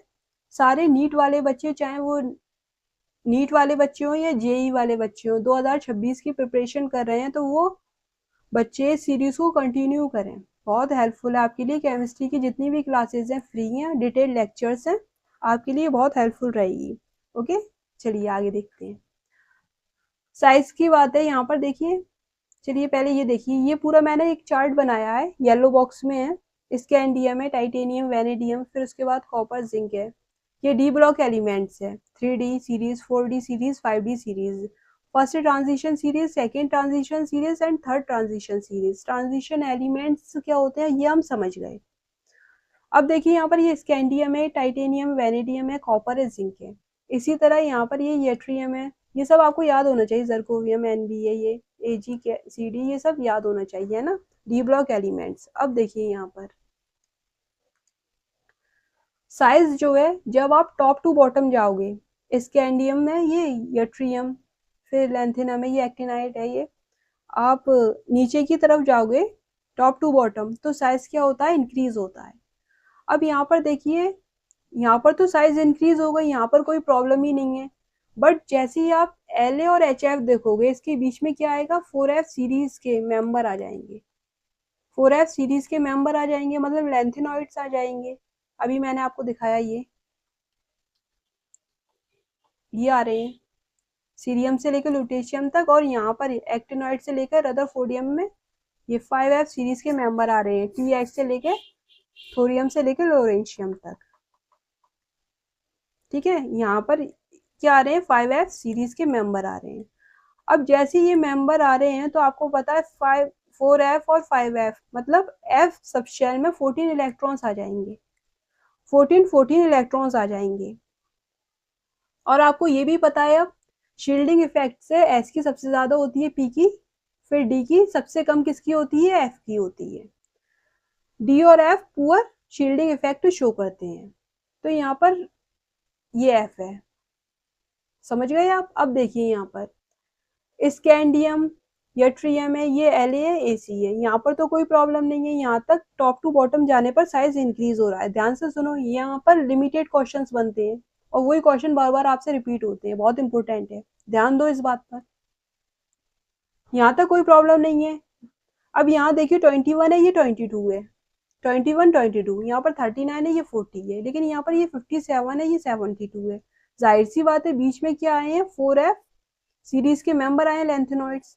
यहाँ पर देखिए 57 है, ये 72 है, यहाँ पर क्या आ गया, 5f सीरीज के मेंबर आ गए बीच में, राइट।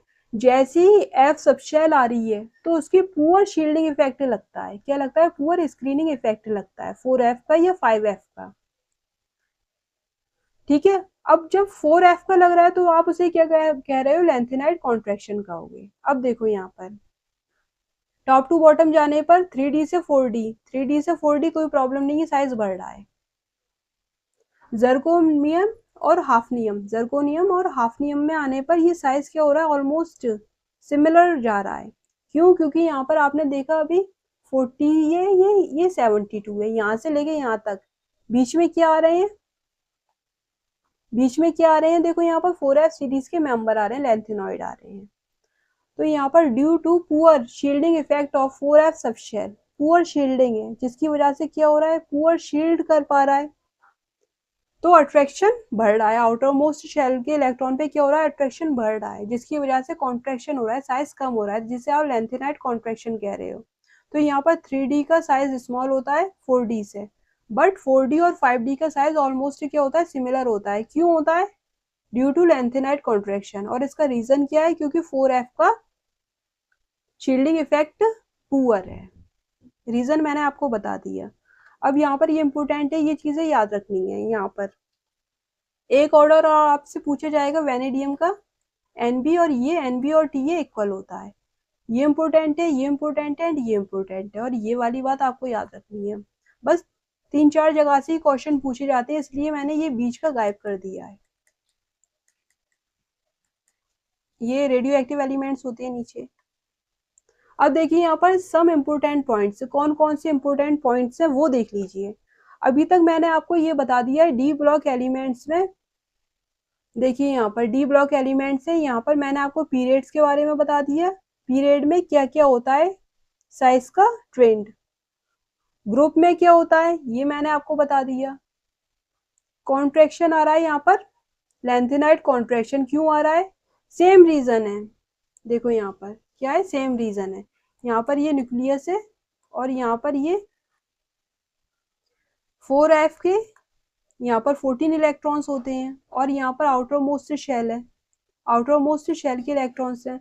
तो यहाँ पर ये न्यूक्लियस इफेक्ट डाल रहा है, अपना अट्रैक्शन डाल रहा है, ठीक है, इलेक्ट्रॉन पर अट्रैक्ट कर रहा है, न्यूक्लियस पे पॉजिटिव चार्ज, इलेक्ट्रॉन पर नेगेटिव चार्ज। बट हो क्या रहा है, ये जो एफ सब शेल है इसकी क्या है, पुअर स्क्रीनिंग है, इसकी पुअर स्क्रीनिंग हो रही है या शील्डिंग है, जिसकी वजह से ये अट्रैक्शन आउटर मोस्ट शेल पर भी जा रहा है।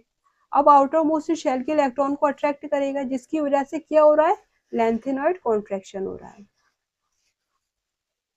आउटर मोस्ट शेल के इलेक्ट्रॉन को अट्रैक्ट करेगा, साइज कम होगा। साइज कम क्यों हो रहा है, क्योंकि एफ सब शेल की पुअर स्क्रीनिंग है या पुअर शील्डिंग इफेक्ट लग रहा है, तो इसकी वजह से क्या हो रहा है, लेंथेनाइड कॉन्ट्रैक्शन, लेंथेनॉइड कॉन्ट्रैक्शन हो रहा है, वेरी सिंपल।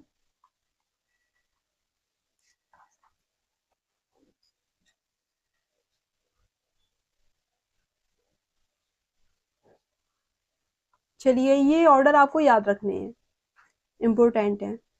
अब हम बात कर लेते हैं सब इम्पोर्टेंट पॉइंट्स की, कौन कौन से इम्पोर्टेंट पॉइंट्स है वो देख लीजिए, जो आपको पीरियोडिक टेबल में याद रखने हैं। देखिए यहाँ पर कैटायन है, कैटायन में जो स्मॉलेस्ट साइज होता है और लार्जेस्ट साइज होता है वो किसका होता है? स्मॉलेस्ट साइज कैटायन में H+ का होता है।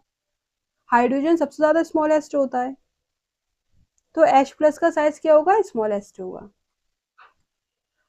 अब देखिए यहाँ पर कैटायन है, कैटायन में लार्जेस्ट साइज किसका है? Cesium+ का। मैंने आपको बताया जब आप पीरियोडिक टेबल में लेफ्ट टू राइट जाओगे, लेफ्ट टू राइट तो साइज डिक्रीज होता है, टॉप टू बॉटम जाओगे तो साइज इंक्रीज होगा।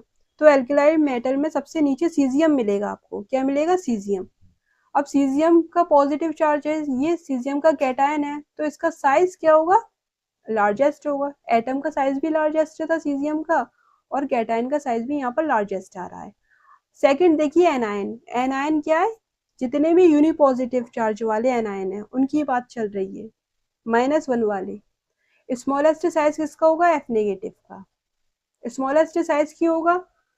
पीरियोडिक टेबल में लेफ्ट टू राइट जा रहे हैं, लेफ्ट टू राइट जा रहे हैं तो फ्लोरीन आ रहा है, तो यहाँ पर साइज स्मॉल होगा। और नीचे जाओगे तो साइज इंक्रीज होता है, तो फ्लोरीन का साइज स्मॉलेस्ट हो रहा है, तो F- का साइज क्या होगा? यूनिपॉजिटिव आयन है या मोनोनेगेटिव चार्ज आ रहा है इस पर, तो F- का स्मॉलेस्ट साइज है। लार्जेस्ट साइज I- का। नीचे जाने पर क्या हो रहा है? साइज इंक्रीज होगा। साइज इंक्रीज होता है टॉप टू बॉटम जाने पर, तो I- का लार्जेस्ट होगा। इसी तरह आपको थर्ड याद रखना है, H- का साइज सबसे ज्यादा होता है। किससे ज्यादा होता है? F- से भी, Cl- से भी, लगभग Br- के सिमिलर होता है। ठीक है, तो H- छोटा सा एटम है हाइड्रोजन, उसमें एक इलेक्ट्रॉन डाल दिया तो H- बन गया। फिर उसका साइज इतना कैसे बढ़ गया? साइज इतना कैसे बढ़ गया? तो इसका रीजन है कि F- Cl- से भी ज्यादा निकल गया और सिमिलर आ रहा है Br- से। ये बात याद रखनी इम्पोर्टेंट है, अच्छा पॉइंट है। देखिए यहाँ पर H- है, यहाँ पर ये पॉजिटिव चार्ज है, एक प्रोटॉन है और 2 इलेक्ट्रॉन है। तो यहाँ देखिए ये 2 इलेक्ट्रॉन है और एक प्रोटॉन है। पहले क्या था? हाइड्रोजन एटम में एक प्रोटॉन था और एक इलेक्ट्रॉन था, तो यहाँ पर ये एक प्रोटॉन है और एक इलेक्ट्रॉन है, एक इलेक्ट्रॉन है। तो एक प्रोटॉन आराम से एक इलेक्ट्रॉन को खींच के रख रहा था, अट्रैक्शन लगा रहा था। एक प्रोटॉन एक इलेक्ट्रॉन को खींच के रख रहा था, अट्रैक्शन लगा रहा था, जिसकी वजह से साइज स्मॉल आ रहा था हाइड्रोजन एटम का। अब यहाँ पर एक प्रोटॉन है, 2 इलेक्ट्रॉन को खींचेगा तो बहुत अच्छे से थोड़ी पकड़ पाएगा। एक इंसान 2 लोगों को बहुत अच्छे से थोड़ी पकड़ के रख लेगा। अगर एक इंसान से एक इंसान को पकड़वाया जाए तो वो ज्यादा अच्छे से पकड़ लेगा। अब ये एक है अकेला और 2 लोगों को पकड़ के रख रहा है, तो मुश्किल से पकड़ नहीं पाएगा उतने अच्छे से, तो साइज इंक्रीज हो जाएगा। साइज कितना इंक्रीज हो गया कि F- से भी ज्यादा निकल गया, Cl- से भी ज्यादा निकल गया, Br- के सिमिलर है, इतना ज्यादा निकल गया रिपल्शन से। और ये इलेक्ट्रॉन इलेक्ट्रॉन आपस में भी एक दूसरे पे रिपल्शन लगा रहे हैं, जिसकी वजह से भी साइज बढ़ा, तो साइज बढ़ गया। 2 फैक्टर हैं। एक प्रोटॉन 2 इलेक्ट्रॉन को उतने अच्छे से पकड़ के नहीं रखेगा, अट्रैक्शन नहीं लगा पाएगा, जिसकी वजह से साइज बढ़ेगा। दूसरा रीजन क्या है? इलेक्ट्रॉन इलेक्ट्रॉन के बीच में रिपल्शन होगा, जिसकी वजह से साइज बढ़ेगा। इतना ज्यादा बढ़ जाएगा कि F- Cl- से भी ज्यादा निकल जाएगा और Br- के सिमिलर हो जाएगा। ये बात आपको याद रखनी है। लेकिन अभी भी आप कंफ्यूज हो रहे होंगे कि मैम हाइड्रोजन एटम बहुत स्मॉल होता है, एक इलेक्ट्रॉन आने से इतना साइज बढ़ जाएगा? बढ़ जाएगा। ये 2 रीजन मैंने आपको बता दिए। ठीक है, तो आपको ये बात याद रखनी है, थर्ड वाली इंपोर्टेंट है।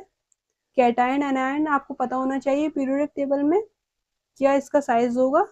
स्मॉलेस्ट साइज लार्जेस्ट साइज आपको पता होना चाहिए, और साथ में ये भी पता होना चाहिए F- है, Cl- है, Br- है, H- की कंपेयर में। ठीक है, तो यहाँ पर ये कंप्लीट हो गया। तो यहाँ पर जितना भी एटॉमिक रेडियस का जितने भी मॉलिक्यूल्स है, अलग अलग डिफरेंट टाइप के मॉलिक्यूल्स थे, तो उनमें डिफरेंट टाइप की रेडियाई बन रही थी। कोवेलेंट रेडियाई है, मेटेलिक रेडियाई है, आयनिक रेडियाई है, वंडरवॉल रेडियाई है। ये सब मैंने आपको बता दिए। साथ में मैंने आपको फैक्टर्स बताए जो इफेक्ट कर रहे थे रेडियाई को। और साथ में मैंने पीरियोडिक टेबल में ट्रेंड्स बता दिए, पीरियड में, ग्रुप में, S block, P block, D block सब बता दिया, और कॉन्ट्रैक्शन के बारे में भी बता दिए। कॉन्ट्रैक्शन के जो क्वेश्चन है वो इम्पोर्टेंट है, चाहे वो लेंथेनाइट कॉन्ट्रैक्शन हो या डी ब्लॉक का जो बोरॉन फैमिली है उसका भी कॉन्ट्रैक्शन, स्कैंडाइट कॉन्ट्रैक्शन इम्पोर्टेंट है। रीजन भी बताया बहुत अच्छे से। अच्छा, कोई पॉइंट आपको समझ में नहीं आ रहा है तो आप इसको रिपीट कर कर जरूर देखना, हर एक बात को मैंने बहुत अच्छे से रिपीट किया है, बार बार बताया है। ठीक है, पॉज करके समझना, नहीं समझ में आ रहा तो उसको फिर से देखना दोबारा, इम्पोर्टेंट ये आपका लेक्चर है। अब हम बात करेंगे किसकी, आयोनाइजेशन एनर्जी की। आयोनाइजेशन एनर्जी में जितने भी पॉसिबल क्वेश्चंस बन सकते हैं, जहां आप फंसते हो वो सब करा दूंगी। ठीक है, अगर आपने मेरा चैनल सब्सक्राइब नहीं किया तो आप सब्सक्राइब कर लो, डॉक्टर इरा फिरदौस ये चैनल है मेरा, आप इसको सब्सक्राइब जरूर कर लो, बहुत हेल्पफुल है आपके लिए। शेयर करो अपने फ्रेंड के साथ, ज़्यादा से ज़्यादा कमेंट्स करो, लाइक करो, कमेंट ज़रूर करना। टेलीग्राम लिंक है, आप इसको ज्वाइन कर लो, टेलीग्राम चैनल को, क्यूआर कोड है, स्कैन कर कर भी आप ज्वाइन कर सकते हो हमारे टेलीग्राम ग्रुप को। So thanks for watching.